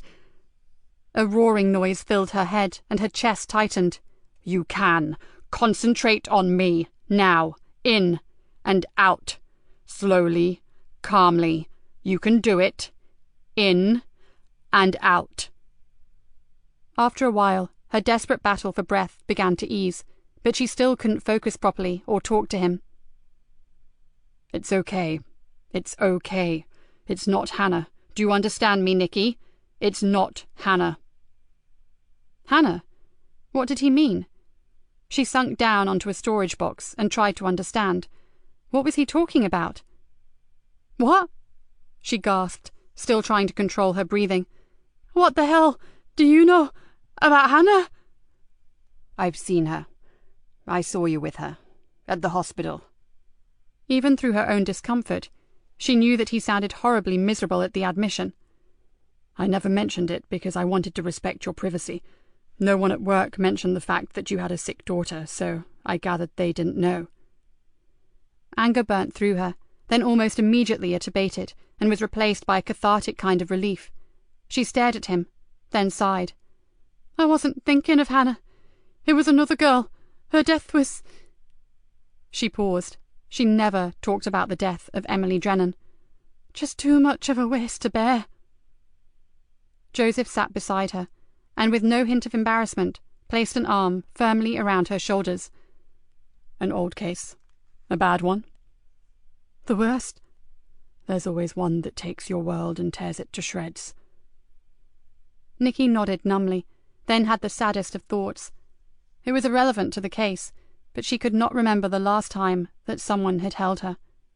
A tear formed in her eye, and she sniffled it back. When she'd had attacks in the past, and there had been quite a few just after Emily's death, they had always been immediately followed by a period of black depression. It didn't last long, but during that time she felt unnaturally aggressive and was best left alone. Today was different. She just felt sick, tired, and vulnerable. And there really was no time for all this. She straightened up. We should contact the station. Let them know. Not yet. You take a minute to calm yourself before they get here, hey? They are already on their way, and this is one heck of a backwater. He paused for a moment, then said, The dead girl? It's Lisa Jane Leonard, isn't it? I saw the tiny scar beneath her ear. Nikki nodded. Archie and his family will be devastated. Everybody's family gets devastated at one time or another, doesn't it? The arm remained gently across her shoulders, and his hand squeezed her reassuringly. How long has Hannah been in a coma? She's not in a coma, replied Nikki. It seemed odd to talk about herself, so odd that she almost didn't know how. She was, but now she can breathe for herself. She looked down. But that's about all she can do. She's in what they call a persistent vegetative state. Joseph puffed out his cheeks. Phew. How long? 11 months. He turned to her, and his gaze was full of honest admiration. How on earth have you coped? That's all I ever do, Joseph. She gave him a sad smile. I cope. I just cope. I don't live. I don't enjoy anything. I exist, I work, and I manage. I have to, because one day I'm going to get my daughter back. I hope you do, really. A terrible sadness crept across his handsome face. Because I'm certain I'll never see mine again. You have a daughter? She asked incredulously. Somehow the fact that he may have a family had never even occurred to her. Had. She's abroad somewhere with her mother. I haven't seen her for 6 years. A quiet descended on them both, as they fell into a sort of personal reverie and thought about their lost daughters. After a while, Nikki said, I guess there is nothing we can do for Lisa Jane now, not without disturbing anything. We'd better ring the station and check how long it will be before forensics can get out here. It's no longer a missing persons case. It's murder. Shall I do it, Ma'am? Asked Joseph. Nikki slipped rather reluctantly from his arm and stood up. I'm okay now, Sergeant, thank you. And I could do with some fresh air. You and me both. Together, they made their way back out into the watery sunshine, and Nikki flipped open her phone and reported their findings. They reckon about 5 minutes. Then they have to get across the fields, of course. She looked across the acres of flat farmland. Why did a killer pick this place, I wonder? Joseph leaned against a quad bike and shook his head. And how did he get her here without Nigel Greaves or one of his family or workers seeing them? I'm pretty sure he or maybe they used the dike. Nikki pointed to the narrow waterway that ran close to the barn. With all the summer rain we've had of late, you could easily get a small boat along there. Joseph walked across to the edge of the dike. I think you're right. The bank is pretty well trampled down. The Sokos may find something. Let's hope. Nikki sat down on a stone bollard that had probably once been part of a wall and looked up at her sergeant. Why haven't you seen your daughter for so long? Because she hates me. He swung himself onto the quad bike and sat back in the saddle. Well, actually, she hates the person I used to be, but Tamsin refuses to believe that that man is dead and gone. And who was that man? A soldier. A highly trained Special Forces operative. One who killed people for a living. He threw Nikki a resigned look. So I can hardly blame her for disowning me, can I? Soldiers don't kill for fun. If you ever meet Tamsin, perhaps you might tell her that fact. He scratched his head, but if I'm honest, I can see where she's coming from. He gave a humorless laugh. You know what some young people are like these days, full of passion and determination to save the whales, the polar bears, the rainforests, the planet. Tamsin spent all her childhood collecting orphaned animals and mending broken wings. To her, all life is sacred. Her father's job just didn't gel with her concepts of what made a good person. So, did you give up your career for your daughter's sake? No. Joseph shook his head sadly. Like you, I had a bad mission. Nikki looked at him, her head tilted to one side. Her natural curiosity wanted to hear about it, but she of all people knew when not to push. Let's just say the intelligence we were given was wrong. People died. The wrong people. He shuddered. Afterwards I threw my assault rifle in the river and told my commanding officer that I was going home for good. He knew they'd cocked up, and he never tried to stop me. I was given an honourable discharge. What a joke. So then you joined the police? Not for a long while. I knew I was damaged, so I went away. I travelled, then I spent a year in an ashram, and finally the healing began. He smiled at her. Please don't tell the mess room, but I've never been religious. I've just spent a lot of time listening to people who lead truly spiritual lives, and now I can embrace the good things in life, and try to forgive the bad ones. Oh, I wish it was that easy, Joseph. I don't think I could ever forgive some of the bad people that I've come across in my life. Nikki closed her eyes and saw Frankie Doyle's wicked eyes twinkle maliciously at her. No, never. Joseph gave her a long look. I never said it was easy. One day you may be surprised at what you are capable of. He smiled again, but right now I see the cavalry approaching. Nikki stood up. Across the fields 2 Land Rovers were churning up the fertile soil as they made their way towards them. She looked back to her sergeant. Somehow, she knew that she did not have to ask him to be discreet about her panic attack. For a moment, she just stood and stared at him. For the first time in a very long while, D.I. Nikki Galena actually trusted someone. Chapter 15.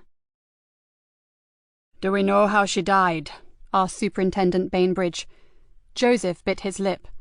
Unofficially, sir, it's strangulation. The super nodded slowly. I hope they managed to get her off that marsh before nightfall. She's already here, sir. She was taken into the hospital mortuary a few minutes ago. Professor Wilkinson will do the post-mortem this evening. Rory Wilkinson? He's from your neck of the woods, isn't he, Sergeant? Yes, sir. He's covering while your own man is up at the Old Bailey as an expert witness. Wilkinson is a brilliant forensic scientist. If you can put up with his weird sense of humour. I know him, Sergeant, and you're right, he is very good. Nikki felt relieved.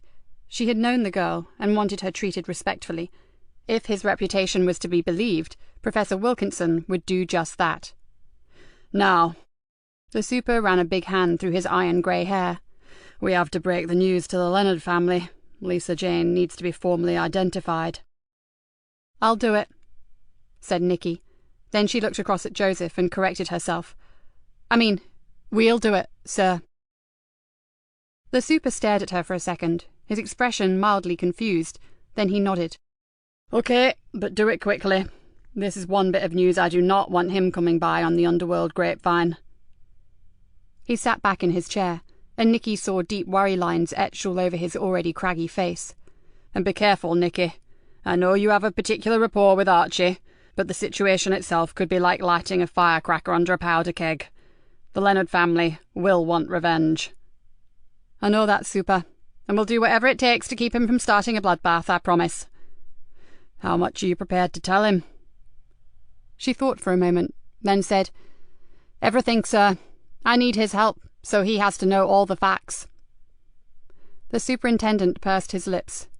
"You trust him more than I do, but I'll support you in whatever you decide, Inspector.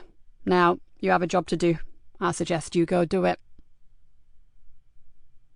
As they drove towards the Carver estate, Nikki was forced to wonder just how good her relationship with Archie would be after this goddamn meeting was over. The only thing she knew for sure was that her sorrow for his loss was genuine, and he would realize that. She began to rehearse what she would say, then gave up. There were no right words at a time like this. You just had to hope that what you did say came from the heart and didn't finish up sounding like a load of tawdry platitudes. "What happened to Hannah?" Joseph's voice broke into her thoughts, and for a moment she felt like telling him to mind his own sodding business. Then she remembered his kindness earlier, and the fact that he had shared some pretty painful memories with her.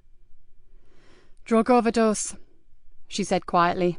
"After Emily died, I was really screwed up, and in the end it wrecked my marriage. Robert went to live abroad and refused to take Hannah. She was gutted by his rejection, and blamed me for everything." "And went off the rails?" Nikki gave a short, barking laugh. "Oh, no, not Hannah. She was far too clever to do that. She had a master plan.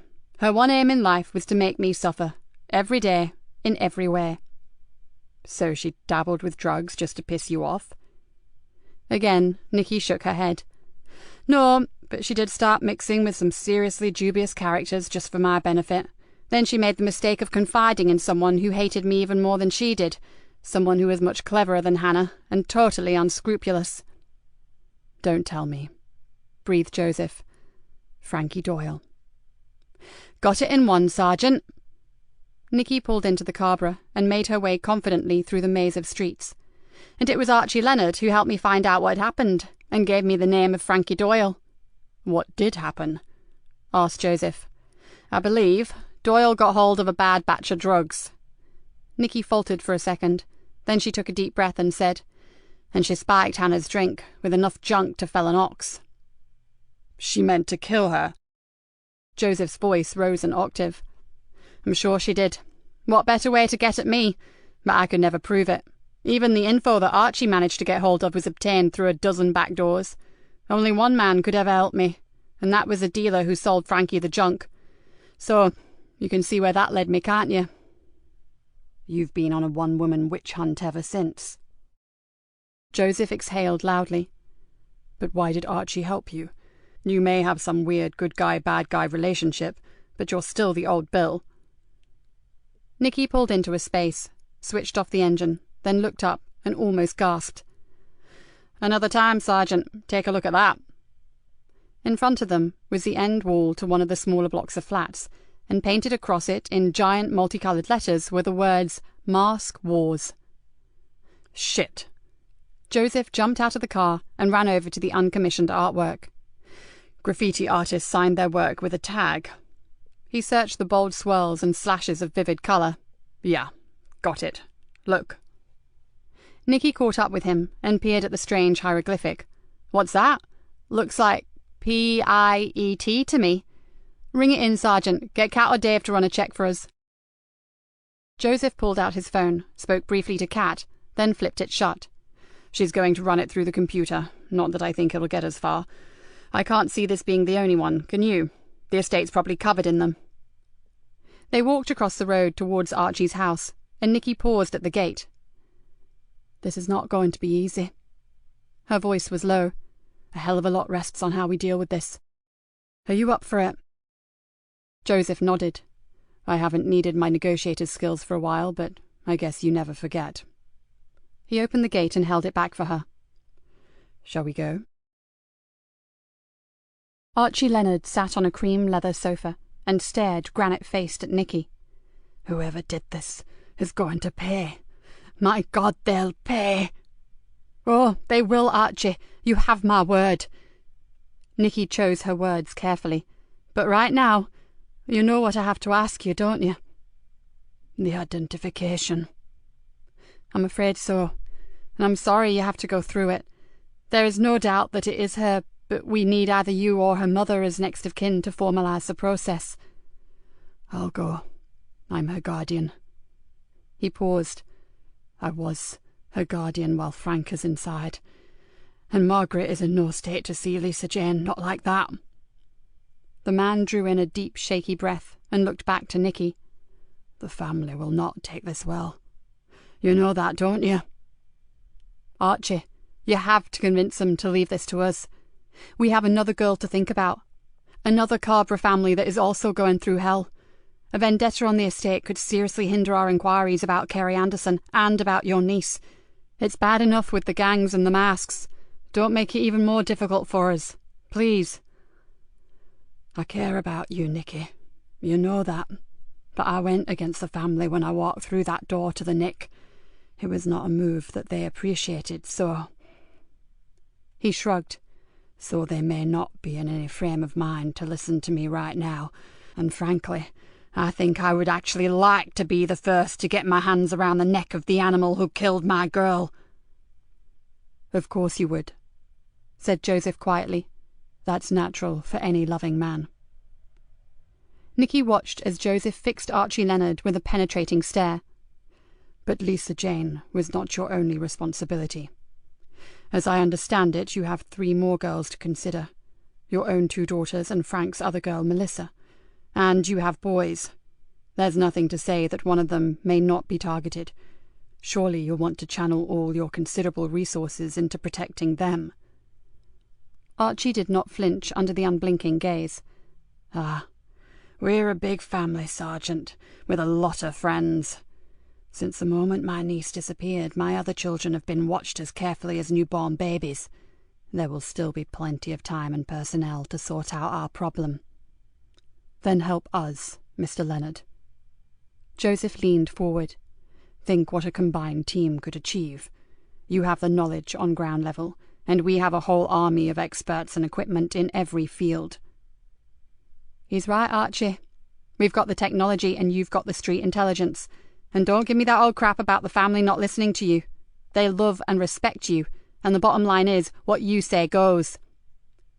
Nikki looked earnestly at him. Work with us. I promise I'll hold nothing back if you and the other Leonards keep us in the loop here on the estate. Archie rubbed his forehead, but said nothing. I suppose there might be something else we can do, sir. Joseph sat back and looked thoughtful. He looked to Nikki more like a successful plastic surgeon discussing a nip and tuck than a detective on a murder case. And that is? It was Joseph's turn to remain silent for a moment, and Nikki wondered what plan he was hatching.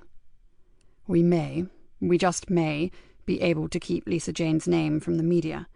If you could see your way to assisting us, that is. Nikki let out a loud breath. Hold on, Joseph. How the dickens do you suppose we're going to manage that? Promising something that's damn near impossible is a big mistake. I never said the word promise, Ma'am, but we could try, couldn't we? Could ya? Asked Archie solemnly. Would you help us if we did? Came back Joseph. Before you answer, Archie, there'd be no guarantees, butted in Nikki. If the grapevine gets hold of it, or if someone offers a hefty backhander, well, it's all over. You know that.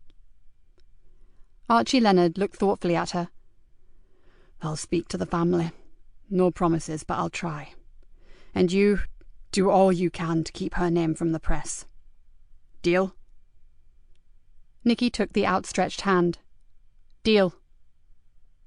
It wasn't the first time she'd formed a liaison with this particular part of the underworld, but such a gamble often came at a cost.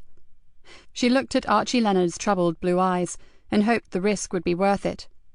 Then, as she released Archie's hand, a picture of Kerry Anderson swam before her, and she knew it was. Now, I'm afraid we have to ask you to go to the hospital. As we need to keep this under wraps, I suggest you make your own way there. It's visiting time until 8 p.m, so it won't look odd. And I'll meet you. I'll take you to her through the back corridors." "I understand." "I'll be in the hospital shop in half an hour," said Nikki. "Don't acknowledge me. Just buy something, a magazine or some flowers, then follow me out, okay?" Archie nodded. "And I know it goes without saying, but I'm so very sorry." The man dropped his head. "I know, Nikki, and part of me says that it's my fault. If I'd come to you sooner, maybe." Nikki shook her head emphatically. "Don't even begin to think like that. I know we're still waiting for the official reports, but from what we do know, no one could have helped her. We're sure she was killed when she was first abducted. What we don't know is why." "Then we have to find out what's going on, before someone else dies." Archie straightened up, and a steely expression of determination swept over his face. "I'll call the family immediately, and I'll see you at the hospital." Chapter 16.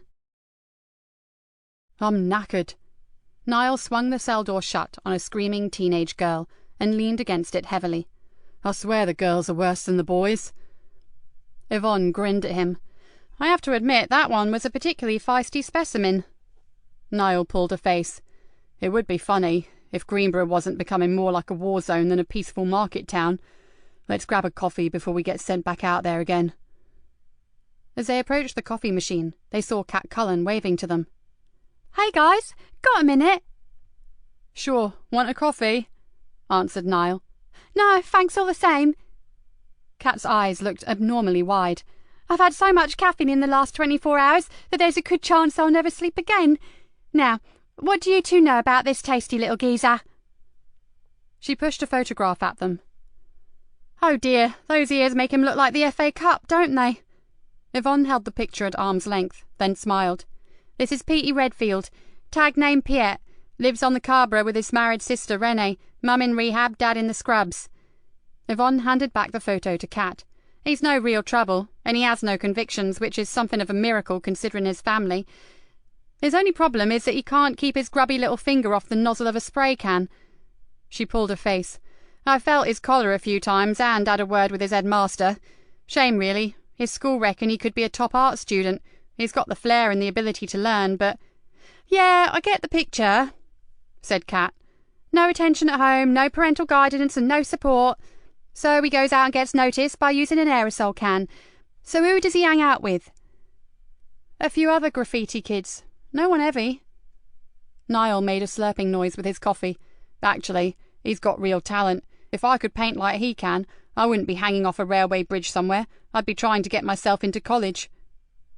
"Yeah, well, that's where the difference lies, mate, and why you're in gainful employment and he's hanging off a bleeding bridge with a paint can gripped between his teeth.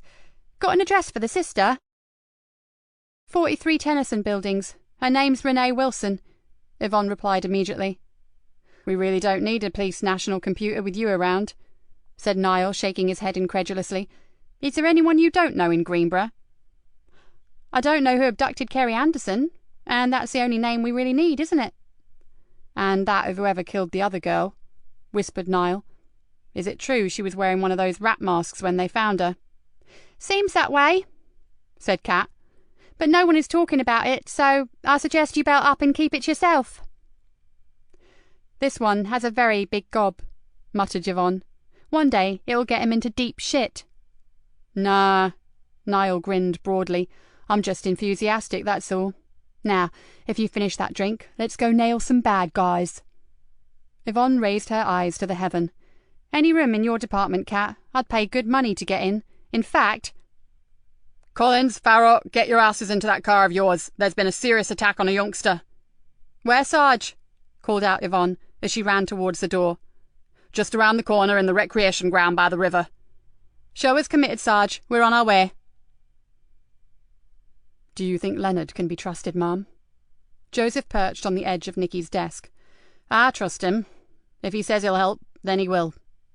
Nikki sipped her coffee, then glanced at her watch. "Shit! I need to be at the hospital." "Shall I come with you?" "No, Sergeant. It won't take two of us for this miserable job. And I'll try to grab a private word with Archie after he's seen Lisa Jane." She stood up and grabbed her jacket. You catch up with Kat and check out the graffiti kid lead. Go find him if you want, although I doubt he'll be sitting at home playing Scrabble with Granny. Probably not, but I'll give it a try, Mom. And if you can't find him, ride around the estate. See how many new artworks have sprung up with a connection to the masks. She paused at the door. Then get yourself home and grab some sleep. Today has had its fair share of traumatic moments. Joseph looked at her intently. Will you be all right, seeing Lisa Jane again? I'll go if it helps. I'll be fine. It wasn't the girl that upset me, Sergeant. She thought for a moment, wondering how much of herself she was prepared to share with this unusual man. It was just that whole scenario, that gloomy half-light, the filth everywhere, She shuddered. The way her hair fell. Then she knew that she'd said enough, maybe too much. She shook her head, trying to rid herself of the horrible returning memories of Emily Drennan's death. In the mortuary, it won't affect me at all. And if I keep Archie waiting, we may not have a deal anymore. She moved quickly out of the door, then called back. A nice one with Archie, by the way. I'm sure he realised that it's very much in our own interest to keep the news of the death of a gangster's girl quiet, but you put it over beautifully. Even I believe that you were only thinking of him. She flashed a rare smile and raced off down the corridor. Joseph went to his desk and logged onto his computer. Got that info you wanted, Sergeant? He looked up to see Kat grinning down at him. She was a strange one, but take away the tarty clothes, the makeup and the spiky hair, and there was something almost childlike and appealing about her. Great, what do we have? Joseph took the photo and the printout that she was handing him. Just a freaky kid, really. His sister looks after him and she's clean too. It's the parents you don't want to meet. Two really nasty characters. One's inside and one's drying out. Joseph skimmed through the history, raised his eyebrows in surprise over the kid's school report, then said, Fancy paying Rembrandt here a visit. I need to know if this latest masterpiece was his idea, or whether someone paid him to do it. Kat pulled a face. Sorry, Sarge, but I'm stuck here waiting for news on the mask factory. Oh well, I'm getting to know my way to the Cabra by now. Thanks for this anyway. Pleasure. She gave him an elfin smile and went back to her desk. Joseph closed his computer. He really should get over to the estate, but if he were honest, he was worried about his new boss. He'd seen panic attacks before. He'd even experienced a couple in the past, but the DI's had been a bad one, and he wondered what the hell had happened to her. Joseph abruptly stood up. Whatever it was not his business. No way should he be prying into Nikki Galena's nightmares. He had enough of his own to deal with. He pushed his chair under his desk and grabbed his car keys. He couldn't put off his trip to the Cabra any longer. He called out a brief goodbye to Kat, then made his way downstairs. As he passed the station desk, the duty sergeant called out, Excuse me, is D.I. Galena still around? Sorry, no, she's at the hospital. Oh, now that could be advantageous. We've got something that I think she should see. Can I help? There's been an attack on a young boy. He's in a pretty serious condition. On the Cabra? Asked Joseph. Jack Conway shook his head. No, not far from here. There's a kids' recreation ground down by the river. A dog walker found him in the bushes. I thought the DI should know, because from what my officers report from the crime scene, it's mask-related again. Oh, what a surprise. Joseph puffed out his cheeks. Look, best not to ring the inspector. She's carrying out an identification, so she'll probably have her phone switched off. I'll go down to the hospital and tell her myself. Then we can go directly and check on the victim. That's fine, sir, said Sergeant Conway. If it's no trouble. Do we have a name for the boy? Not yet. He had no identification on him. And what's the mask connection? He was wearing one. Jack Conway's expression darkened. And I'm afraid that's all he was wearing, sir. He'd been stripped. Joseph gritted his teeth. Poor little sod. How old do your officers think he is? Hard to say. He's taken one hell of a beating. Maybe 12, 13. What the hell is going on here? Jack Conway looked almost grey with tiredness as he shook his head and said, I wish I knew, Detective Easter. I really do. Chapter 17. As night fell, Nikki and Joseph sat outside the intensive care unit and waited for news on the unidentified boy. "Why don't you go home and get some sleep, Mom? I'll ring you if there's any change." Nikki yawned. "Tempting, but I need to be here." Joseph stared through the glass section of the door at the small figure on the hospital bed. Tubes snaked everywhere around his thin body, and to Joseph, the child seemed almost overpowered by the bank of monitors and equipment that surrounded him. "I don't think that lad will be talking to anyone for a while." "I agree, but in the absence of a mother or a father—" She left the sentence unfinished, and he filled in the gaps. Joseph flopped down on the chair next to hers. "I drove through the estate on the way here, Mom. There is more Mask Wars graffiti, but not as much as I'd expected. Then I saw they were all courtesy of P.T. Redfield." Joseph stretched and leaned back, his hands interlocked behind his neck. "He'll probably be out there again tonight, so maybe—" He sat forward again. "If you are dead set on doing the night watch here, Gov, why don't I go over to the estate and try to nab the little shit spray can in hand?" "Not a good place to be after dark, Sergeant, especially on your own." Joseph gave her an exasperated look. "Believe me, I've been in far worse places than that, and on my own is how I like it." Nikki said nothing for a moment, but Joseph knew that she would agree with him in the end. There really was little point in both of them wasting time in a hospital waiting area when they needed to be out finding Kerry and Lisa Jane's killer. Or, considering that they seemed to be tied up with everything, something concrete on those damned masks. "Okay," she said finally, "but if you get into trouble, don't bank on the wooden tops bailing you out. They're still searching the marshes for Kerry Anderson, and we're pretty thin on the ground even for routine stuff, so—" "I'll go careful, I promise, Mom, and if I find anything of interest, I'll come straight back and fill you in. Okay?" "Oh, bugger off, Sergeant. I can see you're itching to meet up with Pierre and his paint cans. Just nothing gung-ho, you hear?" Joseph tried to look affronted. "Moi?" "Yeah, you." On his earlier trip, Joseph had earmarked 4 possible targets for Spray Paint Boy. Each area was moderately hidden from prying eyes, and each offered a nice blank canvas for Petey's gaudy graphics. Leaving his car parked well away from the danger zone, Joseph changed his shoes for a pair of black trainers and slipped on a black zipper jacket with a deep hooded collar. There was no point in making himself obvious. He'd just blend. The air around him felt heavy, like when a thunderstorm was imminent. He hoped it would hold off, as a downpour would not provide the greatest conditions for decorating the council's exterior walls, and he would dearly like to meet young Piet. With his hood pulled up, he sauntered silently through the streets in search of his 4 likely spots. On the 3rd, he got lucky. He did not so much see his mark as hear him, that singular sound of a can being shaken. The tiny rattle of the bearing inside was unmistakable. "Perfect," he whispered, as he slid like a shadow along the side of a darkened building. He was careful, because there could be a whole gang waiting around the corner, but somehow Joseph doubted it. If money was at the heart of Petey's new venture, he probably wouldn't want to share it. Not only that, graffiti kids usually work solo. He just hoped Petey was a loner. For a while, Joseph hung back in the darkness and watched the artist at work. If he hadn't been defacing public property, Joseph would have been full of admiration. P.T. Redfield worked on stilts, the sort you see plasterers wear to enable them to reach higher without the use of ladders. They strap to the legs and give the arms freedom of use. Very neat, thought Joseph, although probably not too clever if you need to make a run for it. The kid worked fast and with considerable skill. It was almost a shame to interrupt him. But, as the governor had already said, this was not a nice area to hang around in, so he really needed to deal with young Petey as speedily as possible. "Evening, Mr. Redfield.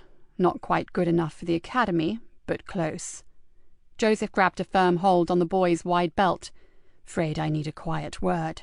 "What the fuck?" Without another word, Joseph yanked him backwards, caught him, and laid him on his back on the ground.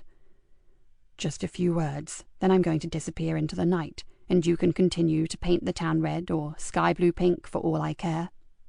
He tightened his hold, and Petey yelped. Okay. You the fuzz?" "Not tonight."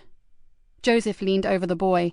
Now, I really don't want to hurt those talented fingers, but if I have to, I can arrange it that you never paint again. Unless you use your toes, of course. Catch my drift? I said, okay, man. What do you want? Joseph caught a strong whiff of sweat. Petey was scared, and he had every right to be. Only Joseph knew that he had no intentions of hurting him. With a boy like this, the simple suggestion that he might should do the trick. Now, how much are you getting paid to do this? The boy swallowed. Not enough. Joseph smiled. Probably not, but now that we've ascertained that you are getting paid, I asked how much. The boy thought for a moment, but sensibly decided not to be a hero. 100 smackers a night for 3 nights. And as many walls as you can cover, I suppose? Yeah. And who is it that is willing to cough up £300 for a bit of graffiti? No idea, and before you break my fingers, that's the God's honest truth. Joseph nodded. Funnily enough, I believe you. So how did you get the money? The boy shifted uncomfortably, but Joseph just leaned a little closer and stared intently at his long, narrow fingers. Come on, Petey.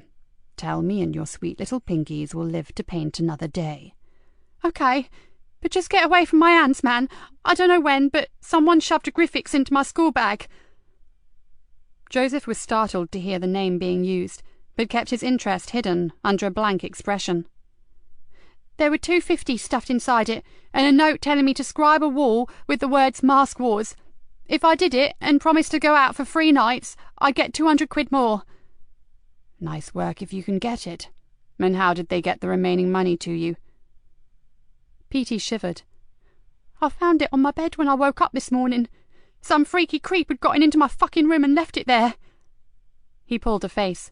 That's why I'm out here now. No way am I going to piss off someone like that. They are seriously scary people, so I need to get on. Patience. You can, just as soon as you tell me where the tag Griffix came from. Check out Lyco's blog and follow the link to the game, then you'll see. Now, please, mate, can I go earn my money? Joseph helped the boy up, then raised both hands in the air and stepped back. Go do what you have to, Petey, but keep away from those guys, whoever they are. I get the feeling that they would be happy to do far worse than break a few fingers. Petey Redfield stared at him. Who the hell are you? Joseph pulled up his hood and started to walk away. No one, son. I was never here, and I never saw you or your aerosol cans. Just lock your doors at night. It would be a real sin to waste all that talent. He glanced over his shoulder and called back. And I like your tag. Fan of Mondrian's Warworks, are you? Petey was adjusting his stilts, but he stopped and looked incredulously at Joseph. Most people think I can't even spell my own name. I don't know who you are, man, but respect. You're the first one to make the connection. Your teacher reckons you're a smart kid with a passion for Bauhaus. You could go far, Petey. Do yourself a favour, and use your new wages to buy some art books, and maybe a proper canvas. As he slipped back into the shadows, he heard the familiar rattling sound, and he smiled to himself. Back at the station, Joseph found the office empty, but as he switched on his computer, his mobile rang. Joseph, dear Galena, look, if you were planning on coming back to the hospital, I'll be getting away shortly. How's the kid? Not good, he had some sort of fit. They've got him on a respirator. She paused. It wasn't nice to watch, Joseph, I can tell you. He thought about what she must have gone through with her own daughter, and knew that it could not have been easy for her. No, I'm sure it wasn't, Mom. So are you going home? Shortly. As I'm here, I'll call in on Hannah for a few minutes. Then I'll go grab some sleep. I suggest you do the same. I've one more thing to do. Petey gave me a lead on the Griffix. I'll check it out, then go back to my digs for a few hours kip. I'll be calling a meeting for the old team at 9 a.m. tomorrow. Bring whatever it is that you come up with, and I'll see you then. Good night, Sergeant, and don't work too late. Remember what you told me. We need to stay sharp. Roger. Night, Mom. Joseph closed his phone and turned to the computer. Now, what was it? Lyco's blog, and follow the link to the game. He tapped the name into the search engine, yawned, and went to the coffee machine. On his return, he found 1,890 results and decided that he should have been a little more thorough in his interrogation of young Petey. He hadn't even clarified the spelling. With a sinking feeling, he sipped the hot coffee and tried again. After 15 minutes searching, he found what he was looking for, and quickly came to the conclusion that the link had led him to just the kind of game site that parental control locks had been invented for. Joseph started to play, but soon gave up, made a few scribbled notes, then shut down the computer. It may be clever, in a macabre puke-making kind of way, but the bit he'd seen both turned his stomach and made him boiling angry. Tomorrow he'd pass it over to Kat. She'd handled this sort of crap before, and if the Griffiths was there, she'd find it. Well, he sincerely hoped so, because they were getting nowhere fast, and Kerry Anderson was still missing. Chapter 18. The general noise in the CID room ceased the moment she entered. Nikki moved to the front of the room and faced them. "There's no good news this morning. In fact, things are going from bad to worse. I think it's time we recapped on what we know, throw in anything that has come to light in the last few hours, and make sure that we are all up to speed." She looked across to Dave Harris. "Could you give us the latest from Uniform regarding the hunt for Kerry Anderson?" Dave stood up, his face drawn and his eyes tired. "Along with the volunteers and the dog handlers, 3 main areas have now been covered. The sea bank and the marsh, for 4 miles in each direction from where we believe Kerry Anderson was abducted. The surrounding farmland and buildings in a 3-mile radius, and the area surrounding the university. The Coast Guards have patrolled the washbanks, the estuary and the river. Nothing of note has been found."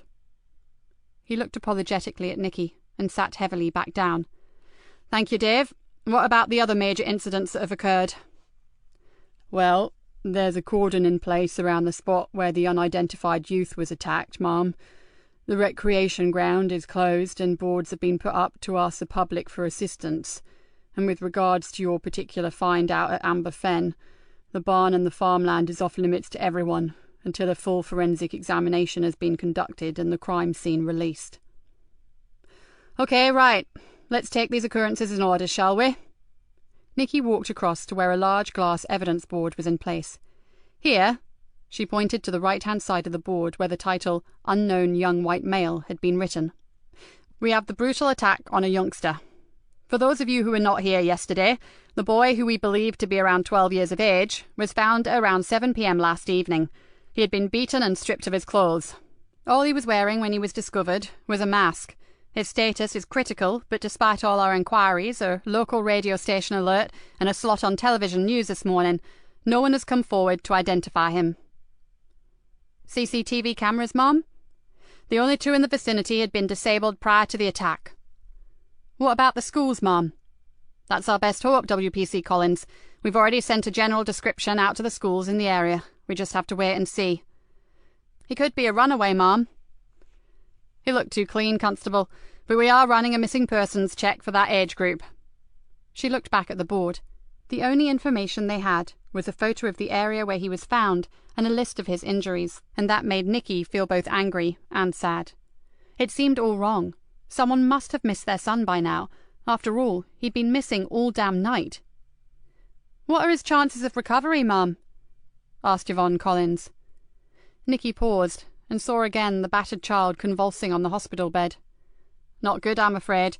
We have officers there with him, and the hospital are keeping in close contact regarding his condition. Swabs have been taken from him for DNA testing, but it'll be a while before we get any results. So anything you guys can pick up off the streets regarding a missing friend, sibling or relative, check it out immediately, okay?" There was a murmur of assent. "Moving on. The stabbing of Callum Lodge requires no more attention at present. He is recovering well, and his family is sending him to stay with an aunt somewhere miles from the Carborough. The incident was witnessed by myself and several other officers, and the weapon used was confiscated at the scene. Forensic will sew that up nicely, and the suspect has been detained, so forget that for the time being." She took a deep breath. "Now, what we need to be working on is our other major worry, the finding of the body of girl X at Amber Fen." Nikki looked in turn at each of the grave-faced officers. "I don't have to tell you how important it is that we keep this girl's identity a closely guarded secret. Last night she was positively identified by Archie Leonard, and it's time you all knew that he has pledged his support to us in order to help facilitate the catching of his niece's killer." A ripple of surprised voices echoed around the room. "Yeah, I know this is irregular, but Greenborough is in a shit state right now, and I'm taking help from every available source, even the Leonard family." "Does he have any leads for us, Cov?" asked a young detective constable. "Not yet.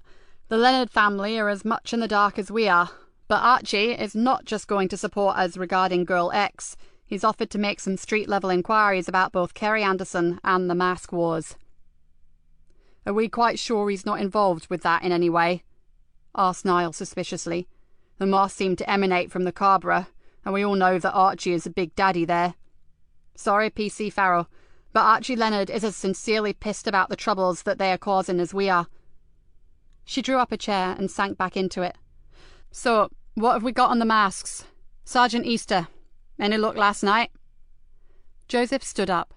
"I managed to have an informative chat with the graffiti artist who has recently been decorating the Carborough.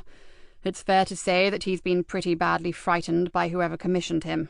He really does not know who it is, but he gave me a website to check out regarding the name Griffiths." "Well, bugger me, I've been working on that for days," muttered Cat Cullen. "So what's the story, Sarge?" "I need your help with it," said Joseph. "The site is some sort of online game, all weird fantasy stuff." "What sort of fantasy?" Cat's eyes lit up. "Violent and pornographic. Not one for the kiddies, that's for sure." "Oh, I bet that upset the good Reverend Easter," whispered an anonymous voice. "Whoever said that," hissed Nikki, "should keep their stupid mouth shut until they have something worth saying. Do you understand?" She did not expect an answer, and she didn't get one, which was fine. She'd made her point. It wasn't until she looked around afterwards that she noticed a lot of mildly surprised expressions. Apparently it must have been some while since anyone had heard old Nick spring to the defence of a second-in-command. Cat broke the silence. "So, Sarge, just pass all that computer stuff my way, and I'll take a look at it for you." "I bet you will," said Niall with a grin, and the awkward atmosphere dissipated. Nikki rapped on the desktop. "OK, anything else? Anything sensible, that is?" "Figures from Control show that mask-related crimes have increased to around 10 a day, ma'am," said Yvonne, "and that doesn't include the serious issues." "And I've temporarily hit the wall regarding the manufacturing of masks, ma'am," said Cat. "I'm not giving up, but my main line of inquiry has gone AWOL, which leads me to believe that at least I am on the right track. It's just getting trickier." "Keep on delving, Cat. Discovering where they come from would be a major breakthrough." Nikki looked at the clock. "One last thing. Does the tag fluke mean anything to anyone?" There was a low buzz of discussion, but the consensus of opinion came up only with a vague, "it sort of rings a bell." "Then ask around. Speak to your snouts.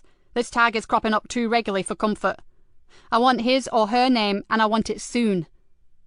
Right, back here at 4 o'clock.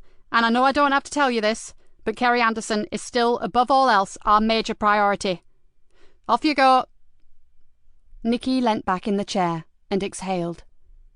"What now, Mom?" Joseph sat down next to her. "I'm going to ring ITU about the boy, and then I think it's time we completed the journey that we were on the other day. Don't you? Barnaby O'Dyke. Barnaby O'Dyke and our creepy night watcher." Joseph nodded. "I'll go introduce Cat to my computer game while you talk to the hospital." "I can't believe that you've got a lead on the Griffiths when I've been working my butt off looking for a connection." Cat sounded mildly miffed. "If you'd come with me to see Petey last night, you'd probably have it all figured by now." "Yeah, and if I'd known my lead on the manufacturers was going to bugger off, I wouldn't have wasted my time waiting on a phone call." Joseph grinned. "Bummer, but that's the way it goes." He handed her his notes. "This is the pathway I was given." His tone turned serious. "It's pretty disgusting stuff, Cat, and I mean by anyone's standards, not just mine." "But I've seen worse. I worked the Vice Squad for 2 years." "Oh." "Had its upside," said Cat as her fingers flew deftly over the keyboard. "At least I got the chance to remove a lot of human garbage from the streets." She stared at the screen. "Here we go, it's loading." She looked across at him. "If you like to avert your delicate eyes, I can take it from here." My eternal thanks. He stood up. I have an appointment with the governor, so I'll catch you later. Best of luck. Kat watched as he left the room. Nothing had changed her earlier opinion of him. Sergeant Easter was sincerely hot. She shook her head and tried to stop her hormones going into freefall. There was work to be done, and it would help if her mind was actually on the job and not on luscious fit detectives. Suddenly the monitor screen went black, then a small red dot appeared in the centre. It slowly increased in size until it was about 2 inches in diameter, then morphed into a bloodshot eye. A leathery, heavily veined lid blinked a few times, then a strangely echoing voice asked if she would like to enter the kingdom of lyco-rapture. "If I must," she mumbled and hit enter. A new screen, full of light and unimaginably colourful flowers, filled the monitor. Waterfalls cascaded into crystal pools, and eagles flew over snow-covered peaks. The voice told her that this was her home, and she was the guardian. She would need a name and a physical appearance before she could play. "Oh, I don't know. What—" She turned around and called over to Dave. "Give me a name to use on this computer game." What sort of name? "Anything. Just think of something quickly." Bumtilda. "Lovely. Can't you think of something a bit more, well, attractive?" Dave grinned across at her. "Considering that magazine you were looking at, how about Rubatiti?" "Oh, get a grip. That's from a Carry-On film. I'll just forget it. Bumtilda will do." She typed in her name and was given a selection of body types to adopt. She chose tall, athletic, scarlet hair, and incredibly sexy. "Can I watch?" asked Dave. "No, you can't. It's very difficult to get dribble marks off a silk blouse. Now shut up. I have to defend my new kingdom from the Lyco monsters." Kat sat engrossed for almost 20 minutes, then saw Dave placing a coffee next to her mouse mat. "How's it going?" he asked. "I've reached level 6, and if this is anything to go by, I don't think I want to get to level 10. "Is it as bad as the Sarge reckoned?" "Worse," said Kat, and exited the program. "And from his description, I'm pretty sure he never got past level 1. It's all about going to extremes for something you care about, then getting rewards." She paused. "Or punishments, as the case may be." "And the Griffics?" "It's there all right. You don't meet it until you reach level 5. It's one of the monsters, kind of half rat, half human, and it dispenses the most unpleasant retribution if you are unlucky enough to cross it. It also has the biggest dong I've ever seen." "Thanks for sharing that." Dave grimaced. "And does it look like the masks?" "I'd say they are based on it, yeah. What I need to do now is find out who the devil Lyco is." "Do you reckon he's connected to the mask war?" Kat stretched and massaged her shoulders. "We won't know until we meet him, Davy boy. And if I'm honest, I'm not sure that I'd want to be in the same room as the twisted mind that devised this." She had needed to deal with some pretty hardcore material while with the Vice Squad, but this particular game had shocked her. There was a vicious ruthlessness here that made her believe that its inventor had already lived out 1 or 2 of his sadistic fantasies for real. She shuddered. Sergeant Easter had said that a school kid had told him to view the site. If she felt physically sick, what the hell would a vulnerable youngster feel like?